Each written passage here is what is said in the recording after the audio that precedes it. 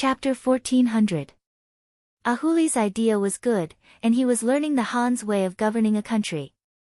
However, the problem was that this was Siberia, which was sparsely populated. It was not a bustling city where the Han lived.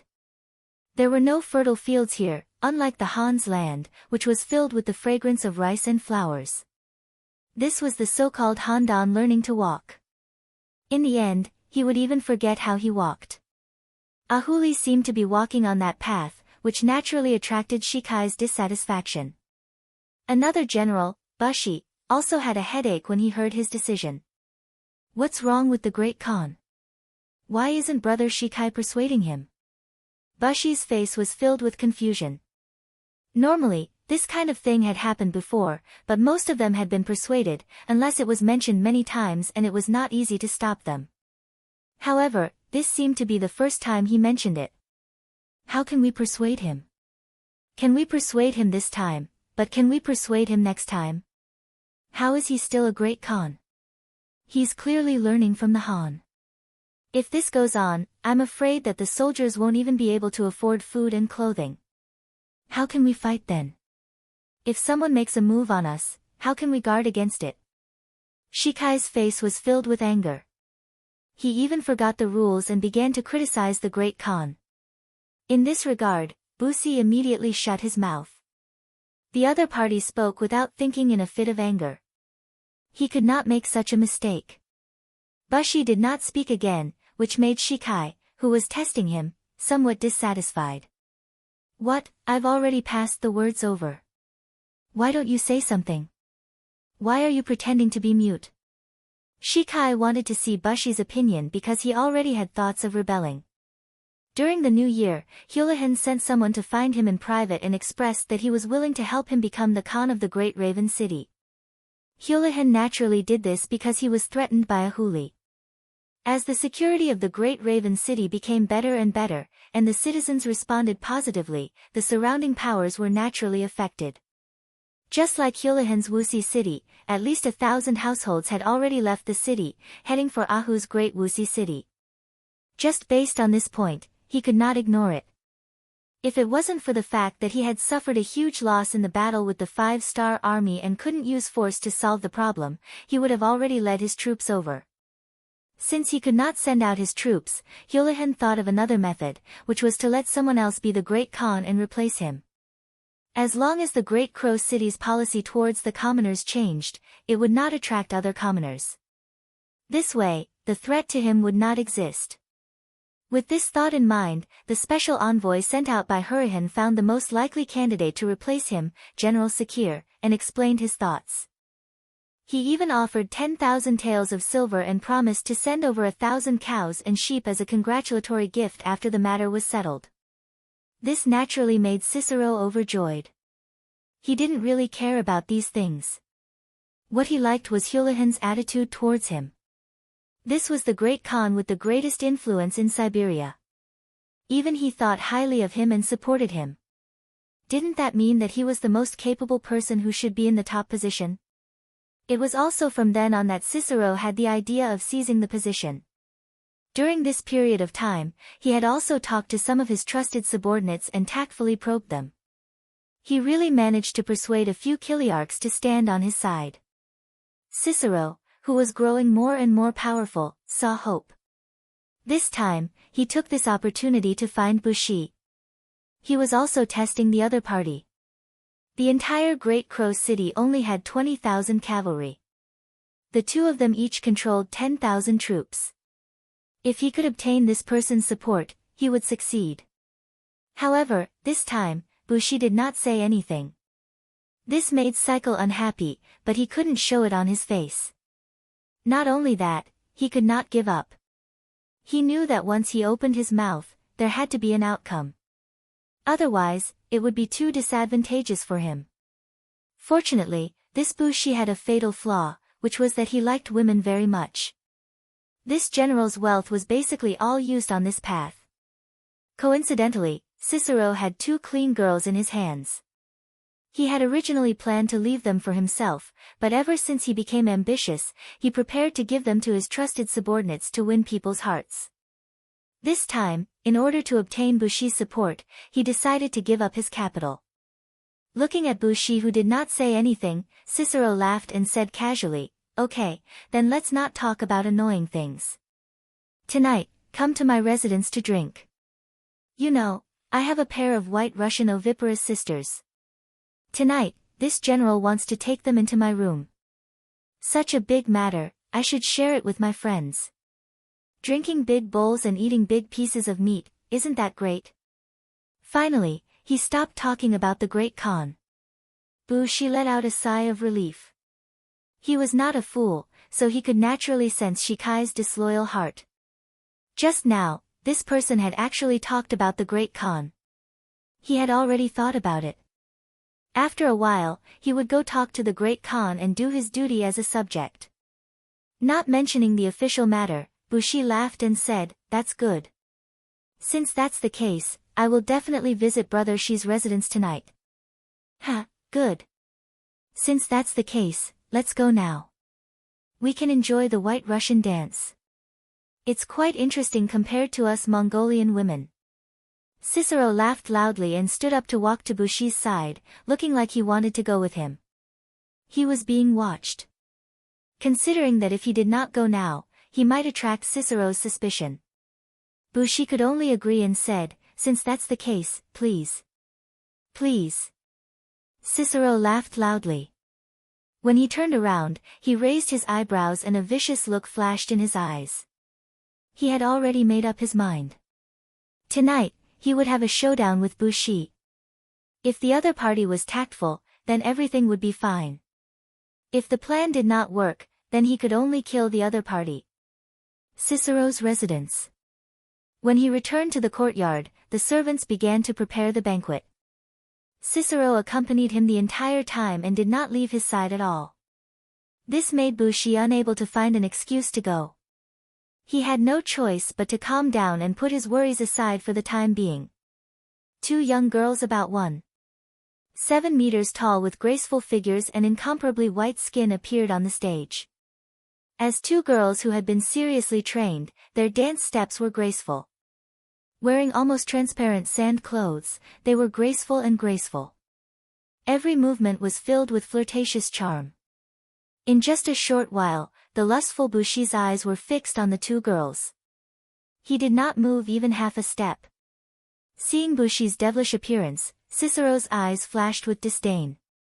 He then continued to urge him to drink. Not long after, the two girls also walked down the stage. One on the left and one on the right, they nestled beside Bushi. Cup after cup of horse milk wine was poured into their mouths.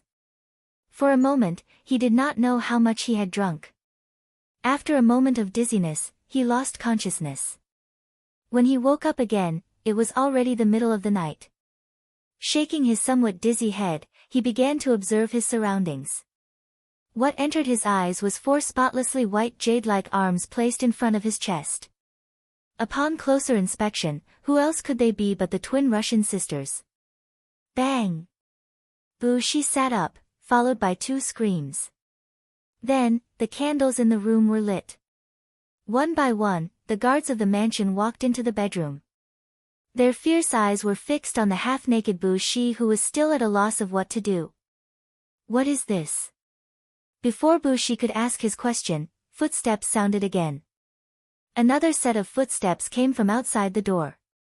Then, Cyril walked in, accompanied by a few bodyguards. When his eyes met Tracy's, and he saw the scene in the bedroom, his eyes widened. He shouted sternly, "What's going on?" This general only went to the army to deal with some urgent military matters. How could something like this happen? General Bushi drank too much wine. After you left, he pestered the two girls and chased us out. He even said that this was the general's order and we did not dare to disobey. But I never thought that General Bushi would do such a despicable thing. We really didn't expect this. Now that we have made a big mistake, please punish us, General. After the four guards who had entered the bedroom first finished speaking, they knelt on the ground with a plop. What? There is such a thing. You all deserve to die. Men. Hearing this, the furious Cicero's face changed. He pointed at the 4 guards and said, "Dereliction of duty. Take them away and give each of them 30 strokes of the military rod." "Yes." The personal guards behind Cicero acknowledged and went forward to drag the 4 kneeling personal guards away. Soon after, everyone walked out of the bedroom. Soon after, miserable screams rang out in the courtyard. Every time there was a sound, Bushi, who was still half naked, would frown. Then, he looked at the 2 Russian women lying on the side, who had already woken up. Looking at their fearful eyes, his heart was filled with bitterness. At this moment, if he still did not know that he had been set up, then he would not be worthy of being a 10,000-men commander. He did not believe that he would do such a stupid thing after drinking too much. It was true that he was lustful, but his alcohol tolerance was not bad. It was not to the extent that he could not control his body just because he drank in someone else's house. The reason why such a thing happened must be because there was something wrong with the wine. He was afraid that there was medicine there. He should have been carried here while he was unconscious. Needless to say, the mastermind behind all of this was Cicero. It seemed that when he showed his dissatisfaction with the Great Khan during the day, he did not receive a reply. He had misgivings and used all kinds of despicable methods. Now that he had something on him, it was time to talk about the conditions. Cicero was also staring at Bushi. He had to admit that his method was a bit too straightforward. However, he was not a smart person. It was not easy for him to think of such a method. The most important thing was that it was effective. With Ahuli's temperament, he had already given a strict order in the Great Crow City to prohibit any bullying of men and women. If it was discovered, regardless of the identity of the offender, they would be severely punished. In addition, Bushi's mouth was not good when it came to women.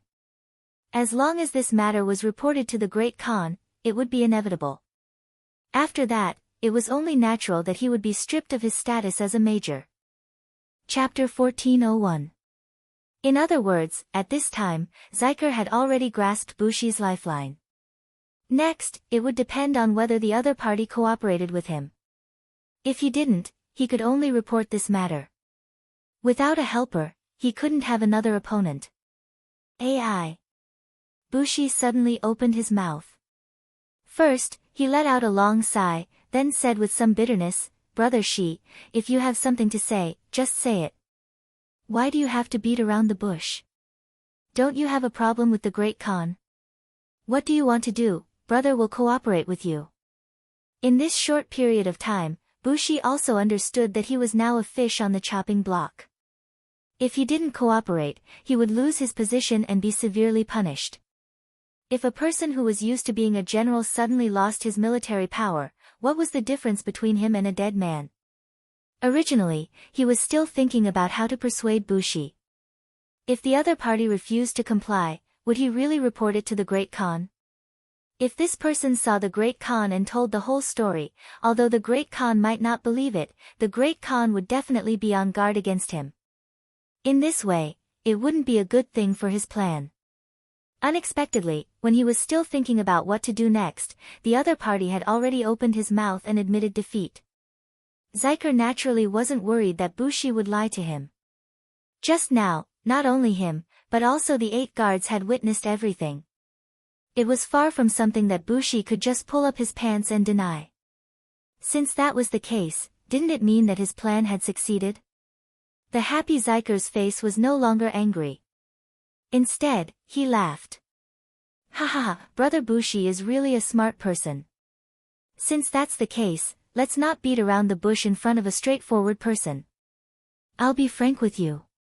What the Great Khan has done is in conflict with our Mongolian traditions in too many ways. Since the beginning of our ancestors, we've been robbing people for a living. We've never done anything like business or governing a city. You still want to ask for so many rules and regulations? Do you really think you're a saint or a gentleman? If this goes on, the people will be happy, but the warriors won't even be able to eat. Isn't this putting the cart before the horse?" First, he complained a lot, acting like a whore who still wanted to establish a monument to her chastity. He talked about many of the Great Khan's problems. Then his tone changed and he said righteously, for the future of the Mongolian warriors, this general has decided to remonstrate with the Great Khan. It's just that my strength alone is meager, so I need Brother Bushi's help. Finally, the dagger, Bushi secretly said in his heart, this is really a traitor. Pretending to be shocked, Bushi said, Brother Shi, if this matter doesn't succeed, it will be a death sentence. What? Is Brother Bu still afraid? What kind of thing do you not dare to do? As he spoke, he glanced sideways at the two Caucasian twin sisters who were still lying on the bed, their clothes slightly disheveled. These two women were evidence. Before the matter was settled, it was better not to touch the scene. He had already checked, these two women did not know Mongolian, so he could say anything in front of them without worry. This. He cursed in his heart. He was basically drugged and sent here. He didn't even touch a single hair on these two women. Wasn't it too unfair to threaten him with this? Naturally, this was just a thought in his heart. Bushi did not dare to question it, because if this matter was known by the Great Khan, he was afraid that no one would listen to his side of the story. Seeing that Bushi did not immediately object and was thinking about it, Zikr was overjoyed. He quickly said, besides, it's not like I didn't make any preparations. There are already several Kiliarchs in the army who have agreed to work for me. Even one of the Great Khan's personal guards is already one of my men. Believe me, as long as you and I work together, we will succeed. Finally showing his trump card, Bushi sighed in his heart. He knew that if he had heard all these things, then he would definitely not have the chance to object now. In other words, he would either rebel with Shikir, or he would die. Brother Bushi, as long as you help me succeed, you will be second only to one person and above millions of people. Not only will I give you these two sisters, as long as you take a fancy to any woman in the city, you can capture them and bring them home. Wouldn't that be great? Zikr continued to raise the price. He had already investigated, this lecherous man often lingered in the city's brothels, especially the few pretty girls that he had visited several times. If it was not for the fact that the other party was a virgin and could not be forced, he would have already married her as a concubine. As long as Ahuri was still the Great Khan, he would not be able to carry out this plan. Thus, overthrowing Ahuri would most likely be beneficial to Bushi. After promising many benefits, the light in Bushi's eyes grew brighter and brighter. When he saw the white Russian sisters from the corner of his eyes, his instincts won over his rationality. He finally nodded and said, in that case, Bushi is willing to follow Brother Zikr's lead. Oh, ha ha ha, good, brother. Don't worry, once I become the Great Khan, I will definitely not treat you unfairly. At that time, we will jointly control the Great Crow City and share wealth, ha ha ha. Finally achieving his wish, Zikr's face was filled with joy. The cooperation had been reached. According to Zikr's intention, Bushi would stay the night here. This time, he guaranteed that no one would disturb them. However, how could Bushi, who had something on his mind, sleep? He had to go back and call for his trusted subordinates to work with them. Zikr also knew that the important matter was more important, so he nodded and praised, good, in that case, you can go back and prepare. Don't worry, these sisters will definitely be left for General Bushi. In that case, many thanks. Bushi said indifferently.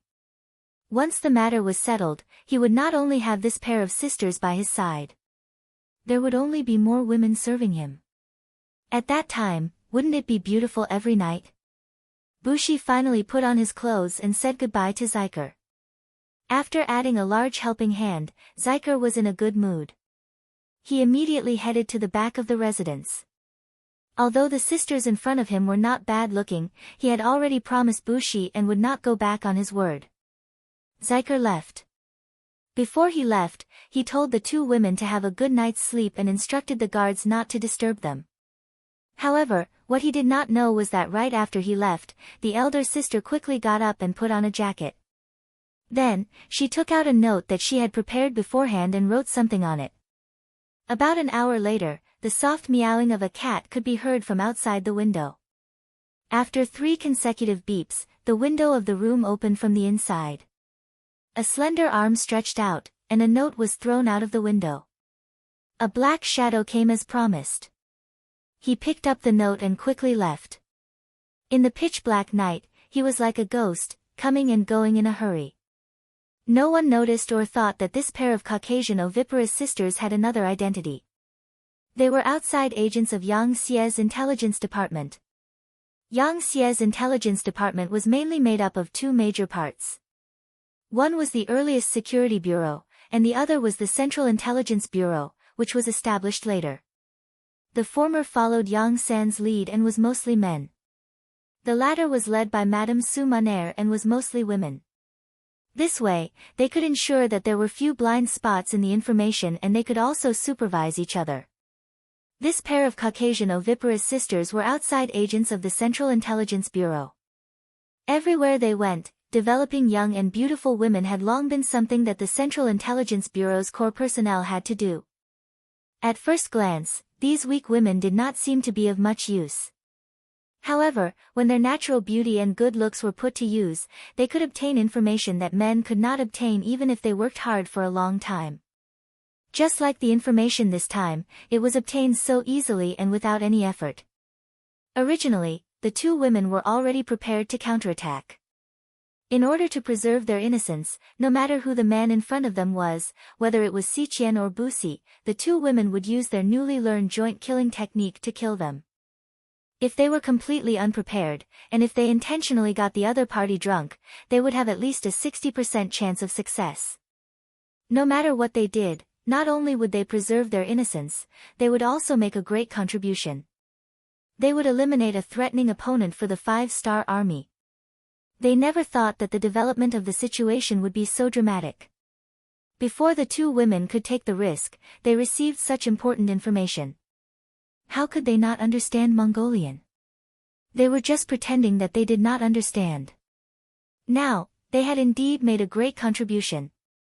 The news of the two women was sent out by a guard in charge of their safety.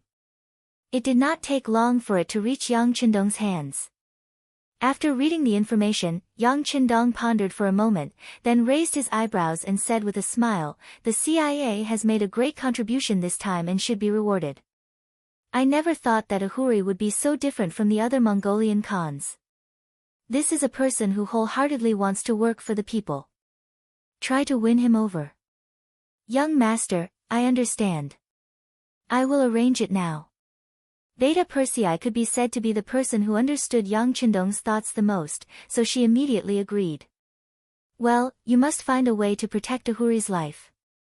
This matter can be done by the Security Bureau in cooperation with the CIA." Yang Qindong certainly knew that the two intelligence departments had the intention to compete with each other. When there was a comparison, they would be more motivated to work together. But sometimes, it was inevitable that there would be some constraints under the competition. This time, he directly pointed out the relationship between the two because he did not want to see the problem arise from the insiders. "I will give a stern warning to some people." Beta Persei nodded heavily. When he walked to the telegraph office, he thought for a moment and sent a telegram to his brother Yang San, asking him to restrain his subordinates. This time, the CIA's team leader was in charge. In the Great Raven City, whether it was Cecil or General Bushi, they were making all kinds of preparations. They were constantly calling their generals to meet and prepare for the food uprising. Ahuri, as their great Khan, was completely unaware of all this. He still focused on the people's livelihood. Chapter 1402. Ahuli had a tough life. His mother had died in childbirth when he was born, and his father had died in a battle between the tribes when he was not even 3 years old. He had practically begged for food since he was young, and had seen countless hardships. At that time, the happiest thing was that he could have a safe place to stay and eat his fill. Perhaps because he had suffered too much since he was young, after Ahuli became famous, he did not want the people under his rule to suffer like that. Thus, he began to care about the people. Although he did not have a foundation and did not know how to farm, and did not do many things well, the good governance of the Great Crow City still attracted the attention of many people. When he saw the number of people in the city increasing, Ahuli's eyes would always flash with excitement. No matter what, he had provided a safe living environment for everyone. Just this point alone was a great contribution. A great Khan who did not pay attention to the army under him, but to see how the ordinary people were doing. It had to be said that it was a kind of weirdo. His every action had attracted the dissatisfaction of some people in the army, and his situation had become dangerous. However, no one knew the true purpose of Chen Huli's actions. Just like now, what he had in his hands was the list of recruits who had signed up to join the army. As a great Khan, he had seriously looked for a Han Xiuzai to teach him how to read. Just from this point alone, it could be seen that he was more ambitious than other Mongol great Khans. There were more than 400 people on this list, and they were all weak Mongol and White Russian tribesmen who had just arrived at the Great Crow City. They were grateful that Ahuli had brought them a safe living environment, so they wanted to join the army to repay his kindness. Ha ha ha, this is the result. Looking at this list, Ahuli's face was filled with excitement, and when he spoke, his voice trembled slightly. How could someone as smart as him not know that his actions had already caused some people to dislike him? However, he didn't say anything because he knew very well that he was going to walk a completely different path from the other Mongol Khans. Since they were different, it was natural that they would be met with some confusion and even criticism. However, once he succeeded, the rewards would be great. Before he succeeded, all he needed to do was continue to persevere and withstand all the pressure. Fortunately, the results were not bad. Although he had been misunderstood for a few years, the results were finally showing. More than 400 people joined the army today. If this continued, wouldn't it be easy for him to achieve his goal of expanding the army? At that time, when he had enough troops, who in the Siberian region would be his match? Considering the geographical environment, the lack of population was the biggest obstacle to Ahuli's development. For example, wasn't the reason why people called him the most powerful great Khan in Wuxi was because he had 30,000 soldiers, far more than Ahuli's 20,000 soldiers? And if there was a day when his military strength reached 30,000, he would have the qualifications to compete with them. At that time, would he still be far from the position of the biggest Khan in this region? Ahuli's hard work finally bore fruit, and he saw hope. Ahuli was overjoyed and wanted to share the results with others. He ordered his bodyguards to summon Sikar and Bushi. He wanted to announce the results in front of everyone and let his two important subordinates know how powerful he was as the great Khan. Ahuli was still thinking about how the two highly regarded generals would be as excited as he was once they knew that there were so many new recruits joining the army. However, all of a sudden, the sound of battle cries came from outside. Following that, his personal guard captain ran to him with a panicked expression. He knelt down and said, "Great Khan, something bad has happened. Generals Sikar and Bushi have brought people to surround our residence. They are now bringing people to kill us." "What? What's going on?" Ahuli was shocked, and his eyes were as big as bells. He reached out and grabbed the captain's collar as he shouted. This should be because they want to rebel." The captain of the bodyguards replied with a pale face. He had heard some rumors before, saying that the great Khan didn't do his job properly and helped the people instead of the soldiers. He had reminded the great Khan many times about this, but the great Khan didn't take it to heart. Ahuli loosened his grip and murmured, "Rebellion? Rebellion? Why are they here? They don't know this Khan's good intentions." Seeing that the great Khan was still lamenting, the captain couldn't help but say anxiously, "Please lead us to a bloody path. We are willing to use our lives to protect the great Khan." "No need." In the blink of an eye, Ahuli had recovered his previous calmness.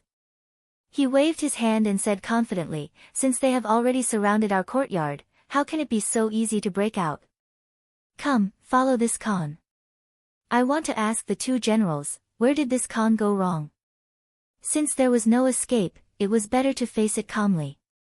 After saying this, Ahuli strode out. Outside the courtyard, there were already more than 20 corpses lying on the ground. Among them were Ahuli's personal guards, as well as the personal guards brought by Shikai and Busi. Since the matter was settled, the two of them led a group of reliable personal guards to kill their way over. As long as Ahuli was dead, there would be no obstacles in their way to take over the military. Stop. Ahuli walked out of the inner courtyard. When he arrived at the courtyard, he shouted, separating the two sides of personal guards. No matter what, he had been the great Khan for several years, and his aura was still quite impressive. Taking advantage of the temporary pause in the fighting, he strode to the battlefield and pointed with his right hand. Where are Shikai and Busi? You even dare to rebel, don't tell me you don't even have the courage to show your face? After all, he had been the great Khan for so many years. Ahuli's strong body trembled, and the entire place fell silent.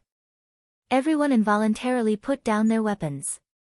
Even Shikai and Busi, who were hiding behind the personal guards, could only take the initiative to stand out. At this moment, they definitely wouldn't show the slightest bit of fear. If even they were afraid, how would the soldiers below react? Are you finally not going to be a coward? Seeing that his two most trusted subordinates had finally walked out, Ahuli asked with a furious expression. He didn't think he had mistreated these two, especially Shikai. Back then, he had even saved Shikai's life. Why did he want to rebel now? Although Shikai was very talkative when he talked about Ahuli behind Ahuli's back, he immediately became mute in front of the real person. He was used to being inferior to others, and on top of that, Ahuli was his savior. He didn't have much confidence. Shikai stood out with a frown on his face, not saying a word. Busi, on the other hand, was a bit unhappy. What? You're admitting defeat when it's time for real. What about me? You two have a good relationship. Perhaps even if the rebellion fails, I can't really kill you. But I can't. Busi admitted that his relationship with Ahuli wasn't bad, but it wasn't so good that he could ignore everything. Thus, he had no other choice at this moment. Ahuli, there's no need for you to be hypocritical here.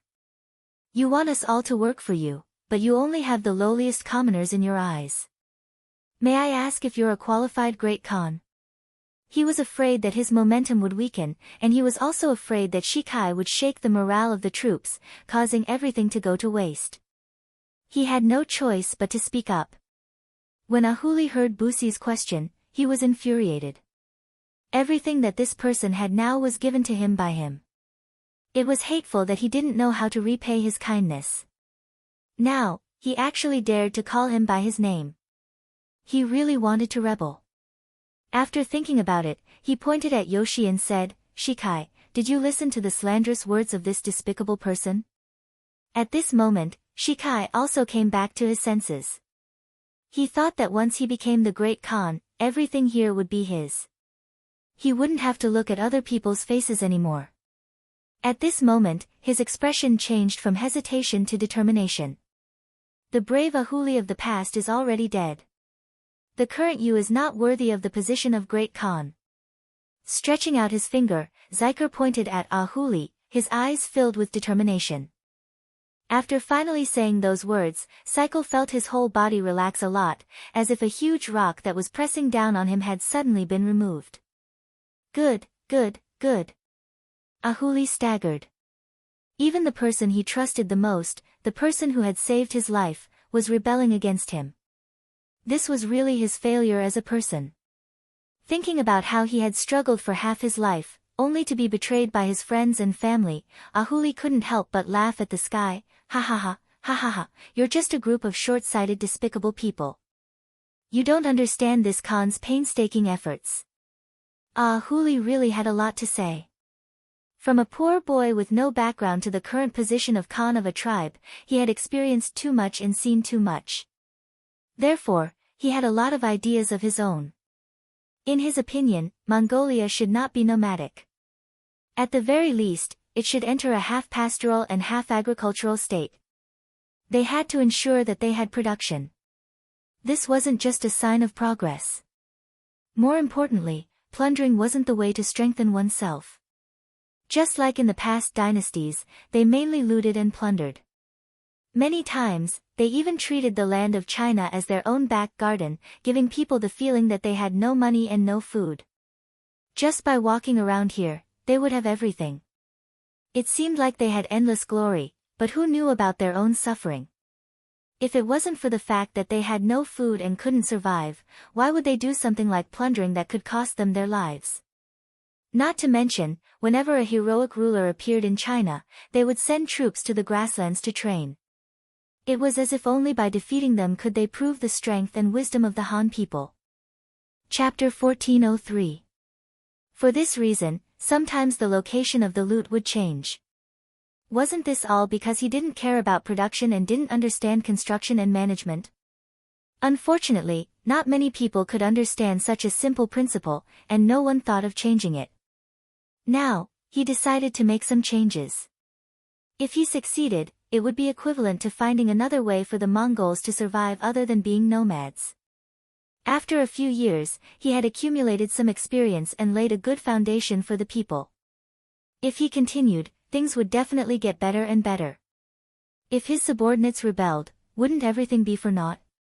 He didn't want to hand over his achievements just like that, nor did he want his efforts to go to waste.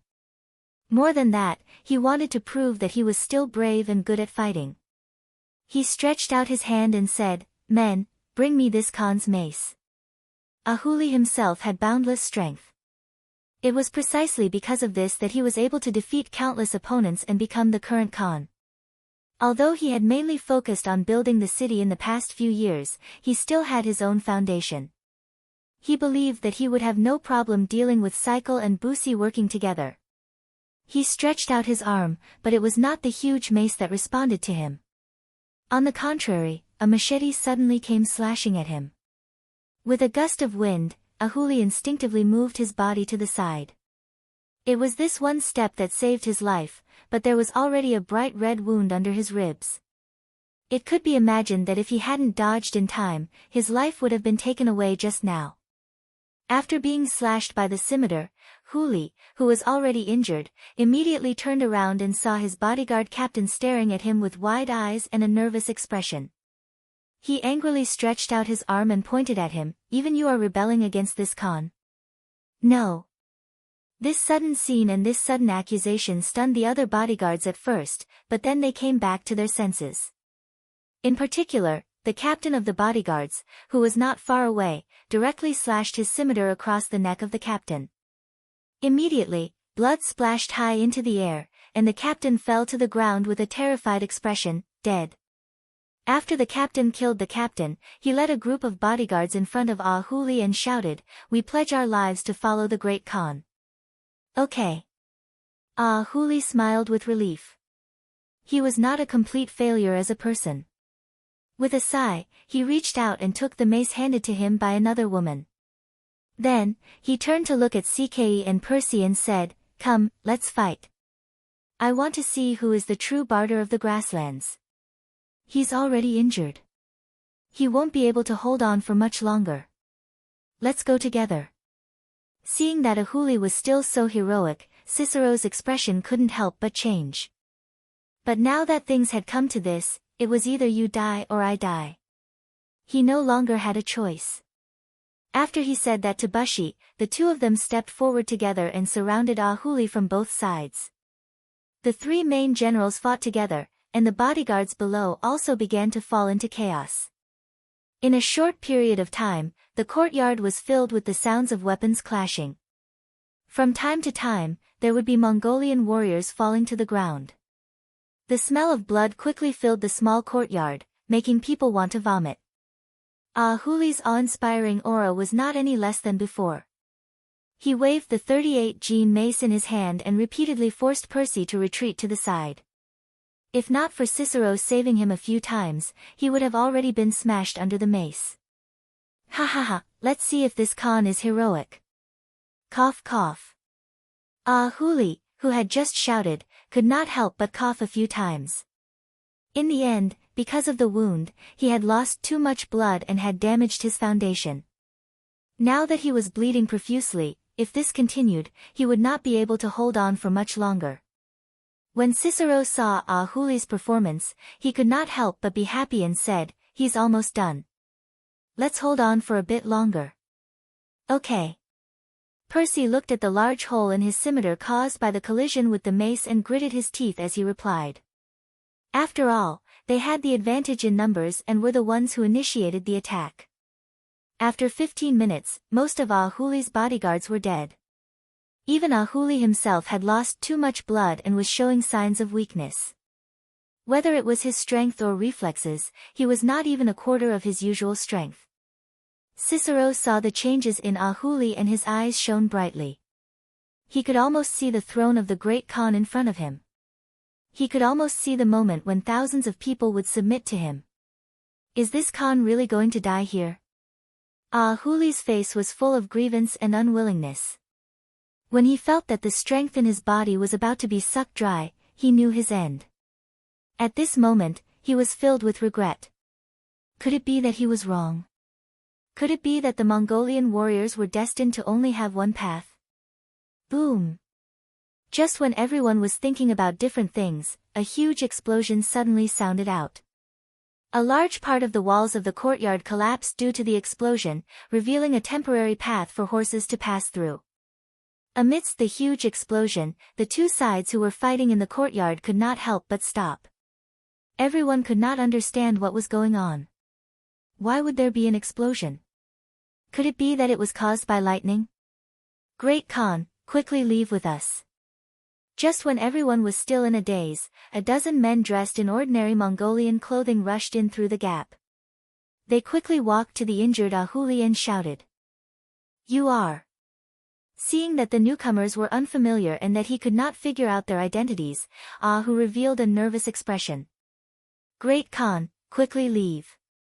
The commotion here will attract more people. If you don't leave now, it will be too late.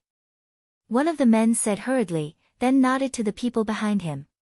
One of them walked out and pulled over a strong horse, then helped Ahuli onto the horse. The other Mongolian people were holding Big Dipper crossbows. With a few shots, they forced back Shikai and Bushi who wanted to charge forward. Then, under everyone's gaze, they turned around and left. General, we have to chase after them. Don't let them escape. Bushi shouted anxiously, intending to chase after them. Let them go. Ahuli is injured and has lost so much blood. It will be difficult for him to survive. It is only a beast king that is about to die. He is no longer a threat to us. There are more important things waiting for us to do. Shikai shook his head. He was very wary of the Big Dipper crossbows in the hands of those Mongolian people. He had a feeling that they did not intend to kill him. Otherwise, he would be dead by now. Although he was curious about the other party's background and why they appeared at such a crucial time, he still did not have enough control over the army. There were still many loyal followers of Ahuli. Now that he had to deal with them, he had no choice but to let Ahuli leave with his injuries. Ahuli escaped. He only brought along 2 bodyguards who were also injured. Halfway through, he fainted due to excessive blood loss. He did not even have the chance to ask who saved him. This is caused by excessive blood loss. Take him to a safe place. Check his blood type and prepare to transfuse. Leader Wang Guang examined one of the wounds and made a decision after pulling up Ahuli's eyelids. Wang Guang, the leader of the Security Bureau's operations in Siberia, was ordered by the CIA's operations leader, Meng Li, to save Ahuli. The news was reported to Meng Li by the Caucasian oviparous sisters, which gave the CIA the upper hand. It was not easy for Wang Guang to receive the mission to save Ahuli. No matter what, he had to complete it well. Otherwise, he would really lose out to those women in the CIA. Not long after Ahuli left, the Inner Mongolian soldiers who heard the explosion rushed over. Then, Cycle said that the Khan had been attacked and was killed by the explosion. Now, he was in charge of the city. With the support of Busi and the other Kiliarchs, although there were still some Kiliarchs who did not understand, without Ahuli's leadership, they could only behave for the time being. Before seeing Ahuli's corpse and hearing the news of his death, Cycle was still very cautious. He did not immediately change the policies in the Great Crow City. It looked like it was still the same as before. The only difference was that there were more Mongolian soldiers patrolling the streets. Although the explosion that day was sudden, Ahuli was still an extremely strict general. After the explosion, the soldiers guarding the city closed the 4 cities. Before confirming that Ahuli had not left the city, Cycle increased the intensity of the search. Only when he saw Ahuli's corpse would he be at ease to ascend the throne and do what he wanted to do. Although the city gates were closed and no one could leave the city without a warrant, sending out a telegram did not require the permission of the soldiers guarding the city. The telecommunications department received the telegram from the intelligence department on time. After knowing that Ahuli had been saved and that he would be able to get out of bed in about 3 days, Yang Qindong gave the order that the army must arrive at the Great Crow City on time within 3 days. At that time, he would come to the center and coordinate with the outside. No one knew about the arrival of the 5-star army. This was due to their knowledge of the weather. Before the snow melted, it was not suitable to mobilize an army. Not to mention, the 5-star army's scouting methods were not something normal Mongolian scouts could compare to. With their telescopes, as long as they were careful, it would not be hard to discover the enemy's cavalry. Along the way, the 5-star army's scouts had captured and killed close to 50 Mongolian scouts. Finally, on the 3rd day, they arrived 5 li outside of the Great Crow City. Following Yang Qindong's orders, the army hid and rested. They would wait for orders to attack tomorrow. At this time, within the city, Cycle, who did not know anything about the outside world, was frowning and looking at General Busi. It had been 7 days since the start of the search. According to the soldiers, they had already turned the Great Crow City upside down. However, there was still no news of Ahuli. This made them both worried and happy. Chapter 1404. They were happy because so much time had passed. With the amount of blood Ahuri had lost, he must have died a long time ago. What he was worried about was that anything could happen before they saw Ahuli's body. They were too focused on Ahuri's matter. No one cared about the fact that the scouts outside the city had not contacted them for a few days. Perhaps the 2 generals thought that the weather had just improved and no one would have any ideas about the Great Wu City. After a few years of living peacefully, they had let down their guard and decided their ending. Announce it, Great Khan.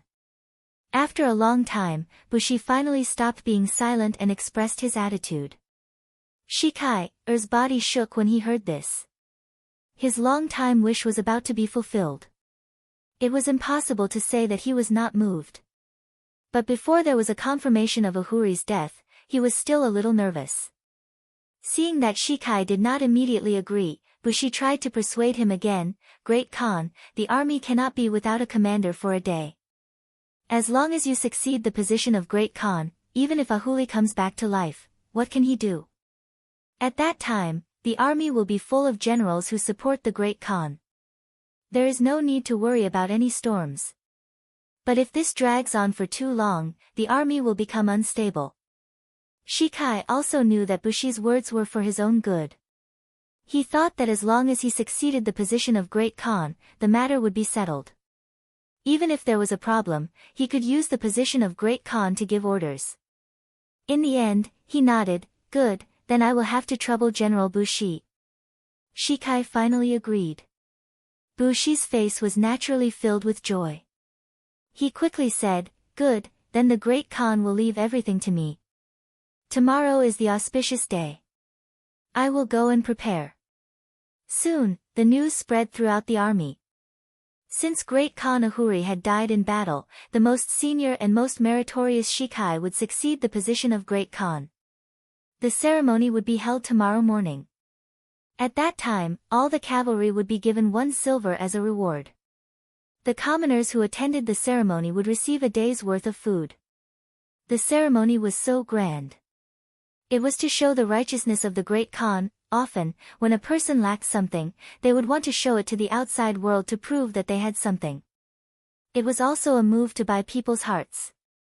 Whether it was giving out silver or food, although it wasn't a lot, it was mainly to show the new Khan's concern for the army and the people. This was the most important thing. Once the news was out, the entire city's 100,000 citizens soon knew about it. This was the first time many of them had heard of Ahuli's death, and they couldn't help but feel sad. They weren't sure if the new Mongol Khan would still take care of them. But more people were happy for that day's rations. In any case, it was always a good thing to get some food for free. In Siberia, where there were few fields, food was very precious. The whole city knew about this, and many people were looking forward to the new Khan's succession tomorrow. To them, although Ahuri treated them well and gave them a relatively safe living environment, a dead person was obviously not worth much compared to the benefits they could get from it. This was the pitiful nature of human nature. This was the reality of life. Under the expectant gazes of the crowd, early the next morning, Cycle changed into a dignified new robe with wide sleeves. He also held the scepter that represented his identity as the Khan. Accompanied by Busi and a group of bodyguards, he walked towards the largest square in the city. On both sides of the road, there were countless citizens waiting there. Firstly, they could watch the show, and secondly, they could drink and eat for the day. No matter how one looked at it, it was a good deal. Also in the crowd, Yang Xie's intelligence personnel were also observing the surroundings. Today was also an important day for them. Wearing clean clothes and cloth armor, holding sabers, numerous Mongol cavalry came to the square to maintain order. At the same time, they were also witnesses to the new Khan's succession. As the auspicious time approached, Cycle finally appeared under the crowd. He had a smile on his face, and the corners of his mouth curled upwards. That smile couldn't be hidden. Ever since he was saved by Ahuri and saw the might of the Khan, he had been dreaming about this beautiful dream. Now that it had finally come true, the excitement made him unable to control himself. If it wasn't for the fact that he had to maintain the dignity of a Khan, he would have jumped up in joy. A monkey wearing a crown. In the crowd, Guangzhen brought a few intelligence personnel to watch this scene. Unknowingly, these words came out of his mouth.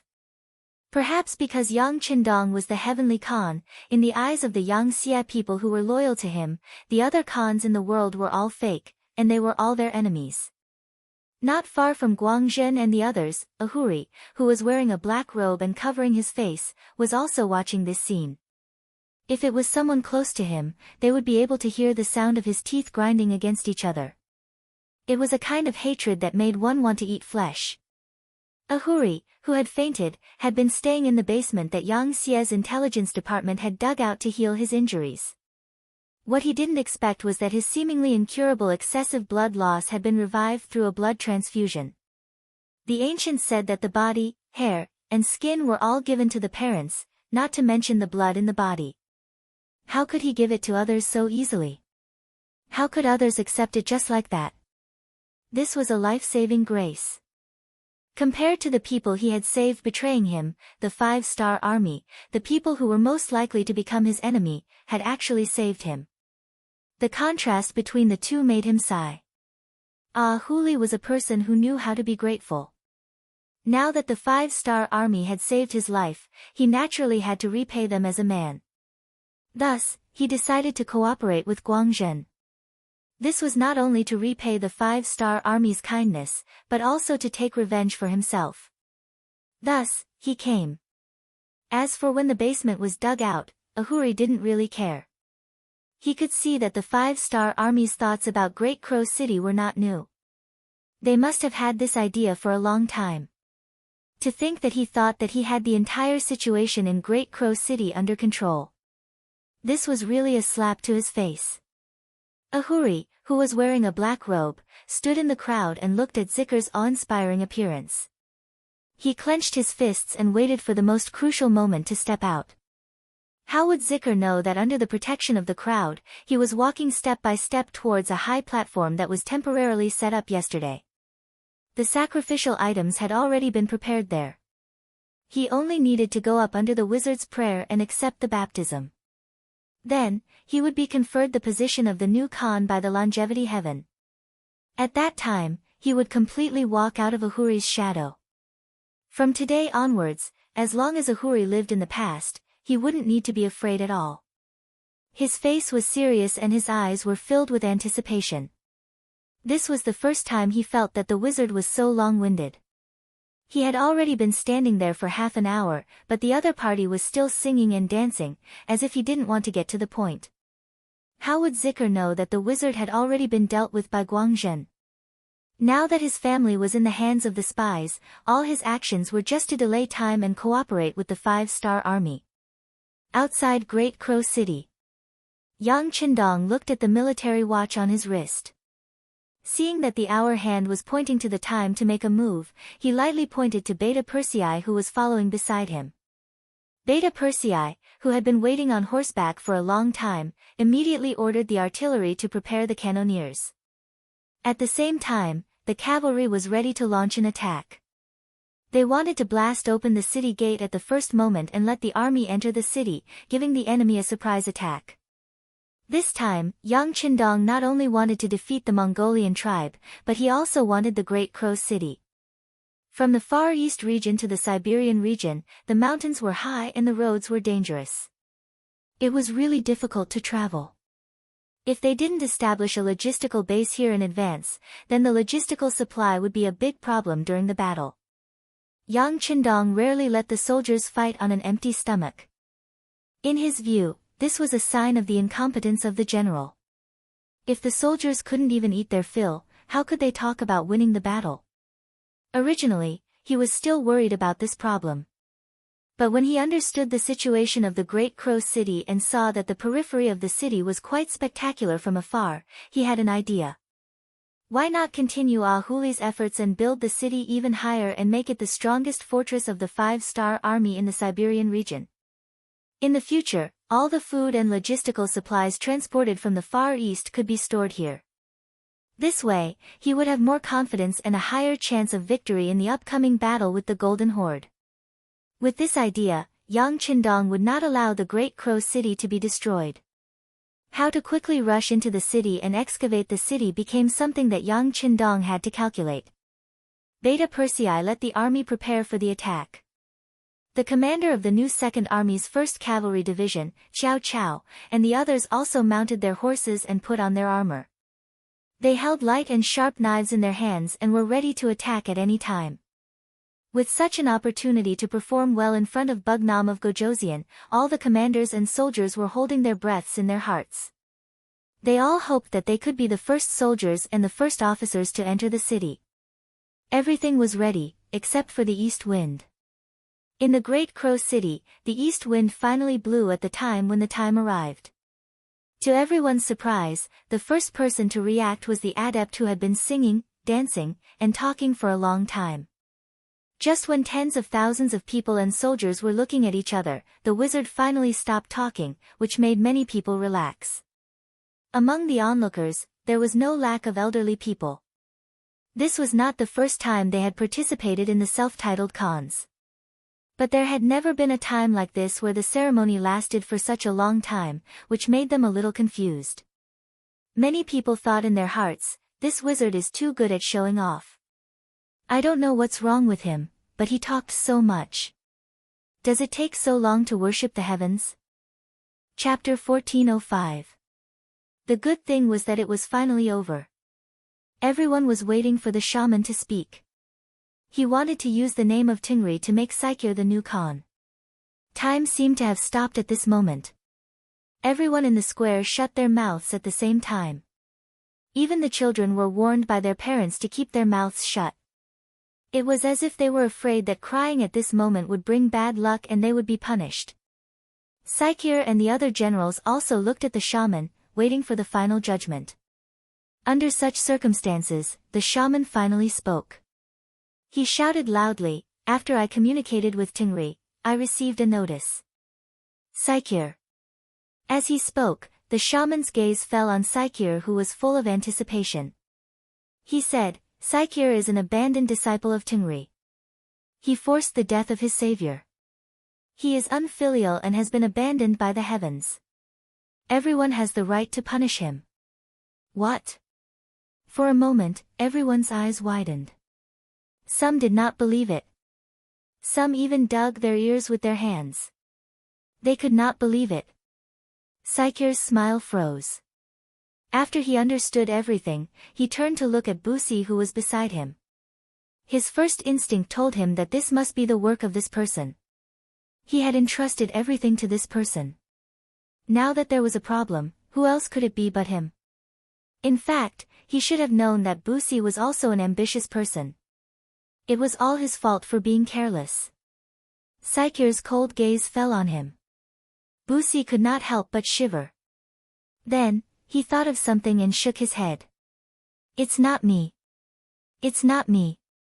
Men, take down the shaman and kill him. Who dares?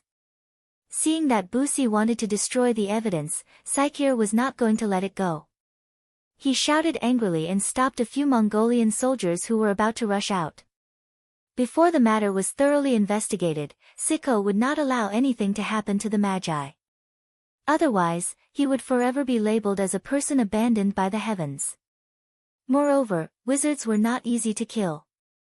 In the Mongol tribes at that time, they needed the guidance of wizards to ask for luck, to see a doctor, to build a big tent, and to look at feng shui. Such people had a strong influence among the people. If they wanted to kill a wizard now, the people who came to watch the ceremony would not agree. Sure enough, there was a commotion among the commoners.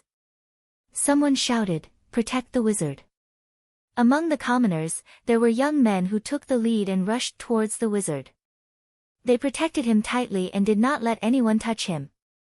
Since the sorcerer could not be captured, Siko glared at Busi, waiting for an explanation. At this time, Bushi felt like he was suffering in silence, unable to express his bitterness. But after all, he was still a smart person. He quickly reacted and begged Shikai for mercy. "Great Khan, I don't have such thoughts. Right now, only a few people in the army listen to me. Even if you can't become the Great Khan, do you think I can? Will the army and the people agree?" This answer caused Saiko's expression to brighten, and he nodded in agreement. Ahuli had just died, and the army was still unstable. If there was a problem with him, the army would be in chaos. This would not benefit Bushi at all.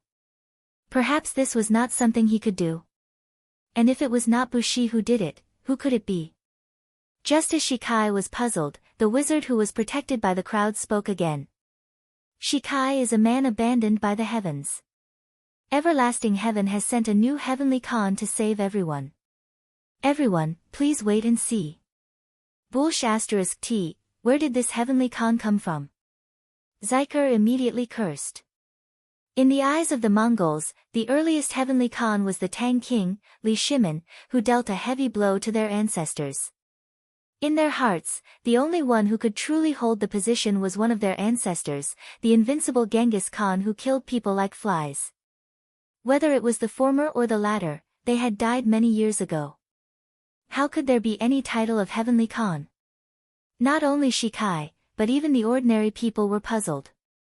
Could this wizard really be spouting nonsense here? Just as everyone was puzzled and Shikai was about to counterattack. If he overthrew this wizard, it would be equivalent to overthrowing what this wizard had said before. In this way, his identity as a man abandoned by the heavens could not be established.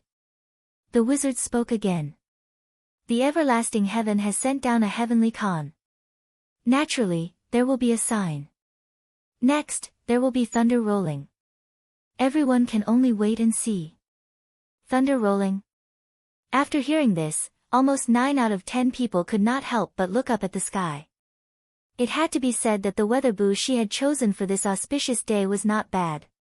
Under the clear sky, there was not a single dark cloud, and there was not even the slightest hint of rain. Ha ha ha. After looking up at the sky, many people began to laugh maniacally. At this time, more people began to think that this wizard was indeed a little crazy and began to make irresponsible remarks.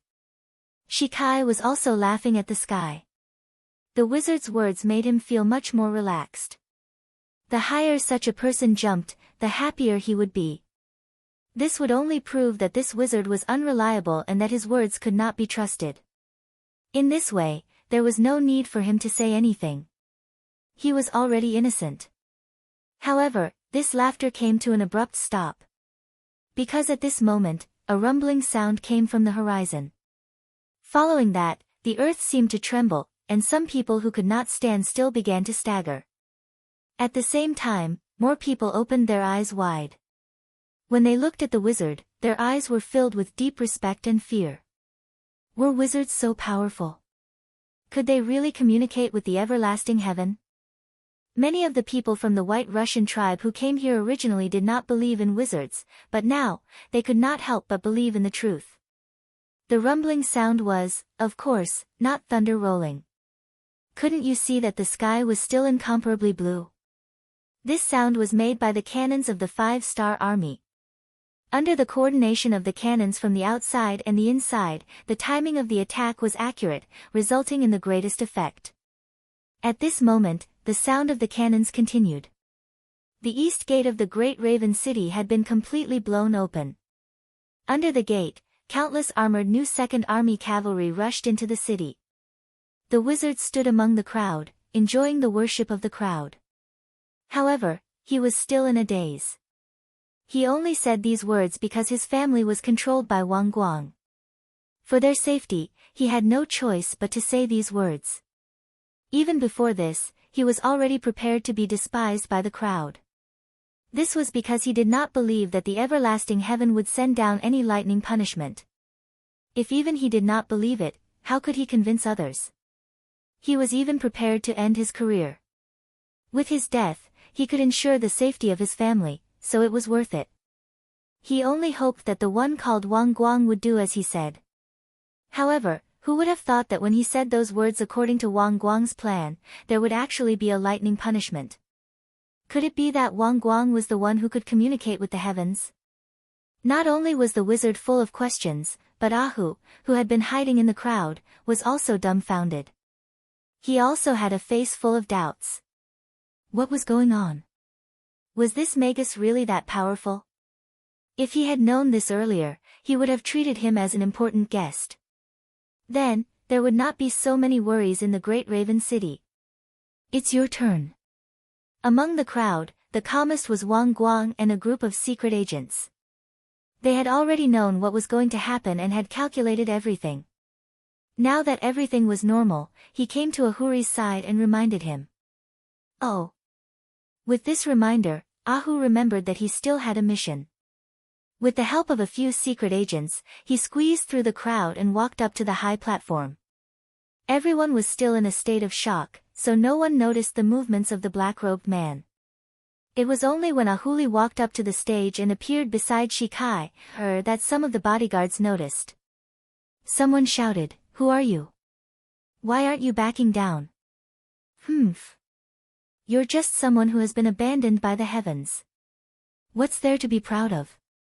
Ahu, who had once led 20,000 soldiers, would not be frightened by the shouts of a few soldiers. After a cold snort, he took off his black robe and revealed his original appearance. Ah! It's the Great Khan. The bodyguards had all seen Ahuli before. After recognizing his identity, they still greeted him as they used to. "That's right, it's this Khan." Ahu replied in a deep voice. He suddenly turned to look at the commoners in the square and shouted, "I'm Ahu. I didn't die. This Khan has returned." Ah! It's the Great Khan. Someone among the commoners took the lead and shouted, then knelt on the ground. With this leader, the other commoners also knelt on the ground out of habit. From this, it could be seen that Ahu's efforts were not in vain. At least, he still had a lot of support among the commoners. Ahu's sudden appearance caused the commoners to kneel. At the same time, it also caused Cicero and Busi to feel fear. A person who was already dead in their eyes had suddenly appeared in front of them. How could they not be shocked, agitated, or even terrified? The commoners all knelt down, and many Mongol soldiers also knelt on the ground. They were all low-level soldiers and did not know about the struggle between the higher-ups. In their eyes, many people were still used to recognizing Ahu as the Great Khan. The situation suddenly went out of control, and Cicero's brows furrowed. At this moment, Ahuli opened his mouth. First, he pointed his finger at Cycle, then said in a clear voice, "This is a despicable person. This Khan saved his life and gave him a new lease of life, but he actually colluded with others to harm this Khan, forcing me to go into hiding due to my serious injuries. This person has committed a heinous crime. The shamans were right when they said that he was abandoned by the heavens. Ahu stood out and accused, causing the already chaotic square to become even more chaotic. Chapter 1406. Since ancient times, a mountain could not accommodate two tigers. Ahuli was not dead, so Siker's position as the Khan was not rightful. Adding on the fact that the sorcerer's words had been abandoned by the heavens, Siker's expression was extremely ugly, and his face was extremely pale. Even if he was beaten to death, he would never have thought that not only was Ahuli not dead, but he was also alive and kicking in front of him. Moreover, he had appeared just as he was about to inherit the throne. All of this was too much of a coincidence. It could be said that his opponent had appeared at the most inappropriate time. This had completely ruined his previous plan, and Siker did not know how to react. He could only stand there and tremble, not knowing whether it was from fear or anger. On the other hand, Bushi was still able to maintain a clear head. Although this series of events had greatly exceeded his expectations, he was not the one who saw it. As a bystander, he had a clear view of the situation. When he looked at Ahuli, killing intent appeared in his eyes. In his opinion, although the situation was a bit complicated, it was all because of Ahuli's appearance.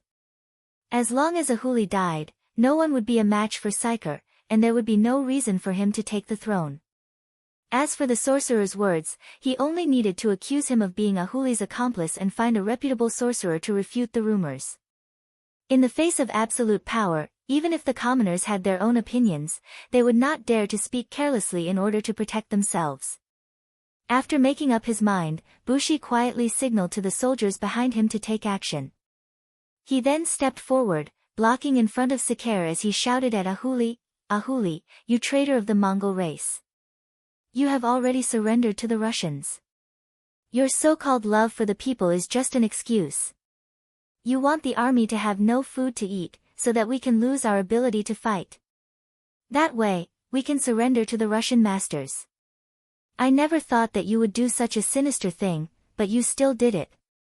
Great Khan Siker was merciful and did not kill you. He only let you go, but you still dare to provoke us. Do you really think we won't dare to kill you? What did it mean to be the guilty party suing the victim? What did it mean to distort the truth? What did it mean to make something out of nothing? What was the meaning of, if you have a mind to condemn someone, you can always find some excuse to condemn him? At this moment, Ahuli knew everything. He had never looked at Bushi so seriously before.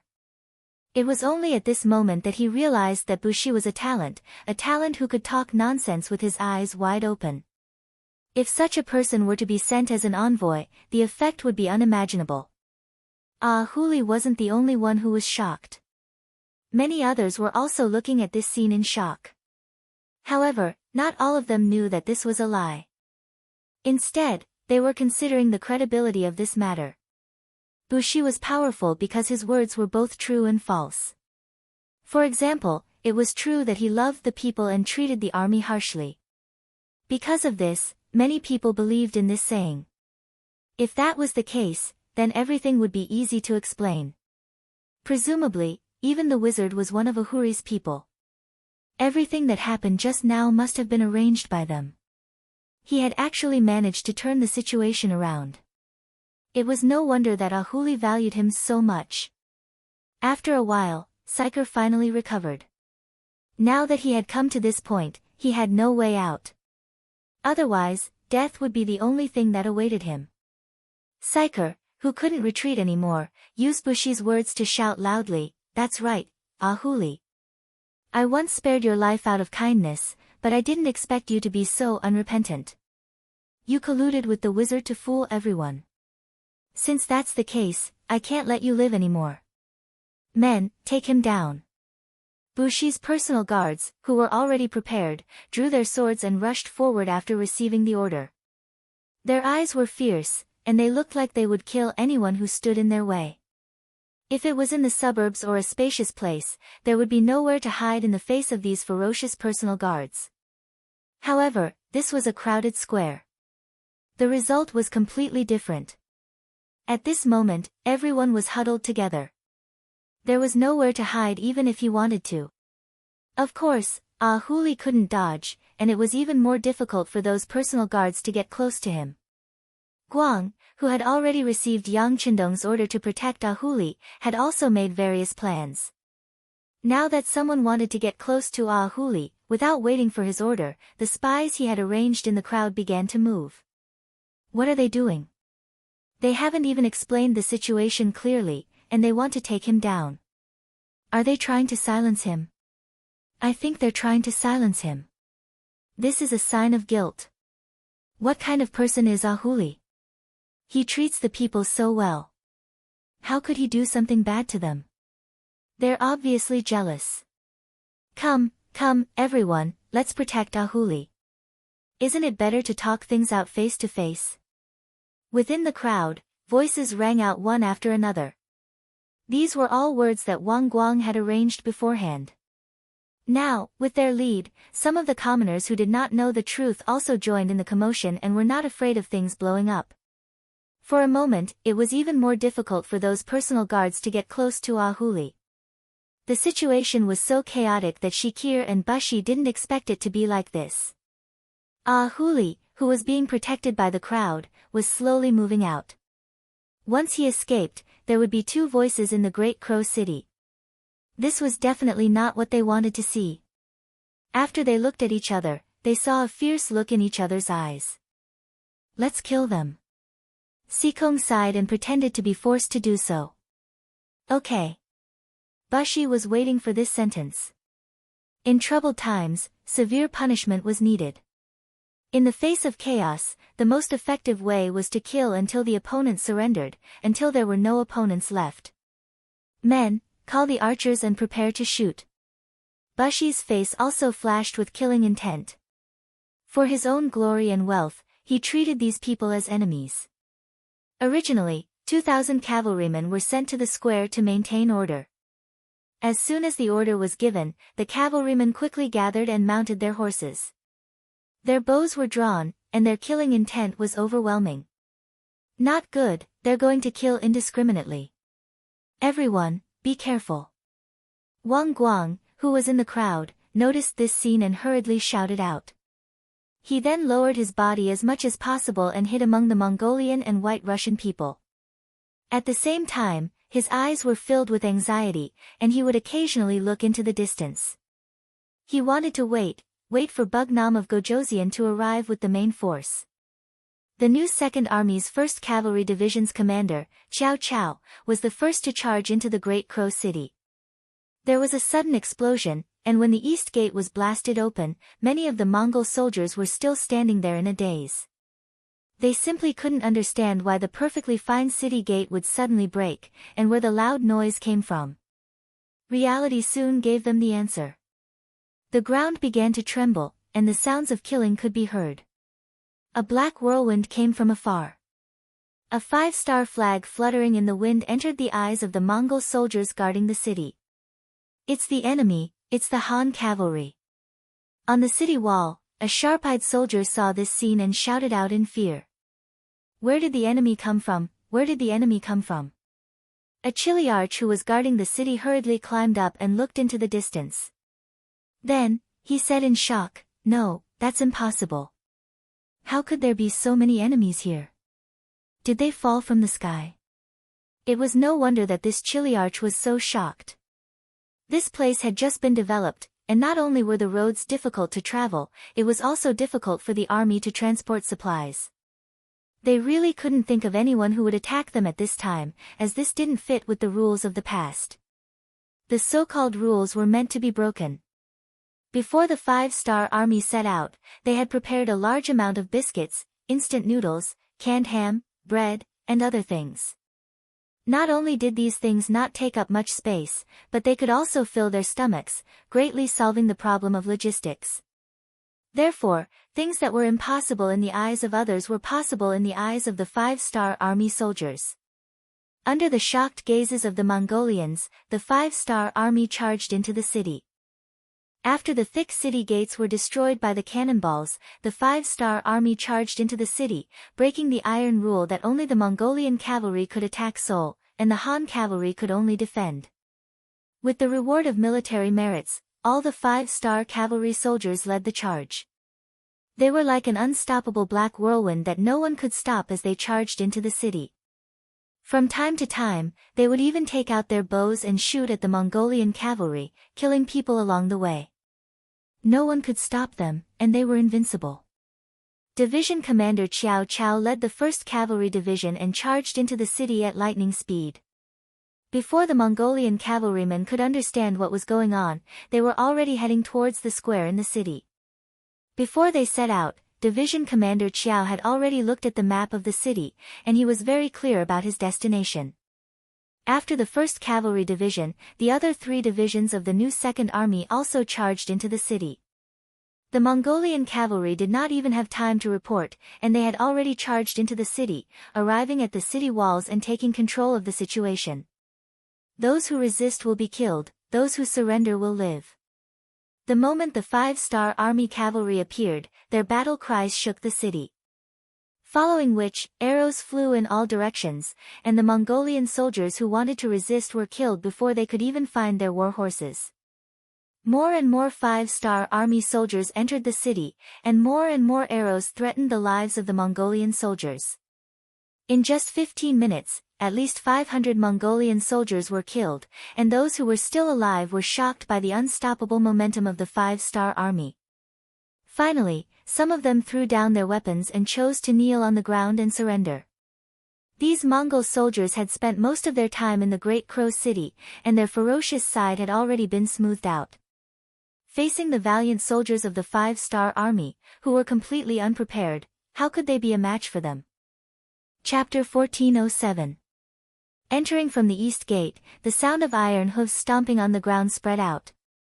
On the streets, some of the citizens who didn't attend the ceremony of the Great Khan fell to their knees in fear when they saw the 5-star army's cavalry, dressed in black armor and riding on tall horses. Because the Mongol cavalry was too poor, their clothing was not uniform, and most of them wore cloth armor, unlike the 5-star army who wore standard armor. When the cavalry passed by, the trembling commoners knelt on the ground, trembling all over. They did not know what fate awaited them.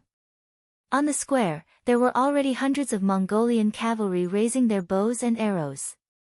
Under Percy's orders, the arrows shot out and landed on the crowd in front of them. In an instant, many of the civilians who had nowhere to hide were hit by the arrows and started to bleed. Chaos ensued. No one had thought that watching the ceremony of the Great Khan would be life-threatening. In order to protect their lives, or perhaps it was out of instinct, the commoners fled in all directions. They did not know where was safe, but they knew that standing in the same place was dangerous. Many of the commoners who fled in all directions ran towards the east gate. Their homes were there, and they were escaping back to their homes. However, very quickly, those people turned back and ran towards the square at an even faster speed. What's going on? Suddenly, so many commoners ran back, and all of them revealed even more terrified expressions than before. When this scene fell into Cycle's eyes, he had a bad feeling. Rumble, rumble. The sound of horse hooves hitting the ground could finally be heard as they got closer and closer. It reached the square and reached the ears of the Mongolian soldiers. To the veterans, this sound was not unfamiliar. Cycle and Bushy's eyes were filled with suspicion. They did not order the other cavalry to come to the square, so who did it? Could it be him? At the same time, the two of them thought of Ahuli. After all, only this former Great Khan had the ability to mobilize a cavalry army. However, they had already replaced the generals with their own confidants, so who would have the guts to do this? At this moment, they did not think that there would be enemies charging into the city. Perhaps it was because they had always been the ones looking for trouble, and no one had taken the initiative to attack them, so their vigilance had been lowered to the lowest. How could such an army not be defeated? Just as the two of them looked towards the east in fear, thinking about which general would come, and whether or not they would be able to use them, the 5-star army finally appeared in the distance. Black armor, cavalry swords that shone under the sun, as well as the unforgettable flag of the 5-star army. When Cycle and Bushi saw it, their expressions changed, and they said in unison, "It's the 5-star army." The 5-star army, they had fought with them before. It was the Third Army led by Wu Sheng. A few years ago, they had entered Siberia through the Far East region, but they quickly entered the territory of the Golden Horde. Cycle had fought with them before and lost. Fortunately, Wu Sheng didn't intend to stay for long. Otherwise, the most powerful force in Siberia would have already changed hands. Even so, that battle had left a deep impression on Cycle. The enemy's discipline was strict, and they attacked and defended well. Their soldiers were brave, and even the most elite Mongol cavalry would not be much stronger than them. He had once rejoiced that the 5-star army did not intend to stay, but now they had appeared again, and in such a silent manner. In Cycle's eyes, not only was there shock, there was also deep fear. How could it be them? Bushi recognized the other party and thought of something. His original calmness was finally replaced by panic. He was not afraid when the wizard said that he was the son of heaven, and he was not afraid when Ahuli appeared. Because in his eyes, these people could be killed at any time. But now that the 5-star army had appeared, he finally felt fear. Especially when he saw them enter the city, the fear grew even stronger. Great Khan. Bushi turned around and asked for Cycle's opinion. He wanted to gain some confidence from Cycle. But he was destined to be disappointed. Cycle's situation was not much better than his, and there was also deep fear in his eyes. After hearing Bushi's call, he swallowed his saliva and said, "It's the 5-star army. How did they enter the city? I'm afraid we can't beat them. Then, should we retreat?" Block had the same idea. Although he was also curious about why the other party appeared in the Great Raven City, and what the soldiers guarding the gate were doing, compared to these questions, preserving their lives was more important. Cycle and Bushi saw that the situation was not good, so they prepared to escape. But Wang Guang, who had been watching their every move, began to move. He had already heard the sound of horse hooves and knew that the main force of the army had arrived. His courage was immediately boosted and he immediately gave the order to attack. Although the security bureau only had 20 people, some of them had to be sent to protect Ahuli, so they could only mobilize 20 people. But they were still not afraid, and quickly approached Cycle and Bushi while the crowd was retreating. Amidst the chaos, no one noticed these 20 people. Only when they formed a circle and began to close in did they stand out. First, a group of personal guards shouted for the newcomers to stop. Then, swords and sabers clashed together. As the team leader, Wang Guang had an epoch-making grenade on him. He had prepared it early in the morning, just in case he needed it. And this grenade was also something he had painstakingly brought from the headquarters, and he had always regarded it as a treasure. But now, he could not care less. Seeing the guards surrounding him and blocking his team's path, he gritted his teeth, pulled out the grenade from his waist, and threw it forward. The grenade drew a beautiful arc in the air, and then fell 3 feet away from Cycle and Bushi.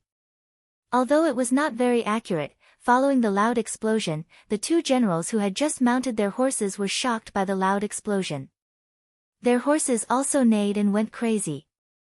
Their horses did not listen to their commands, and after the 2 generals calmed down, they tried a few times, but could not get on their horses.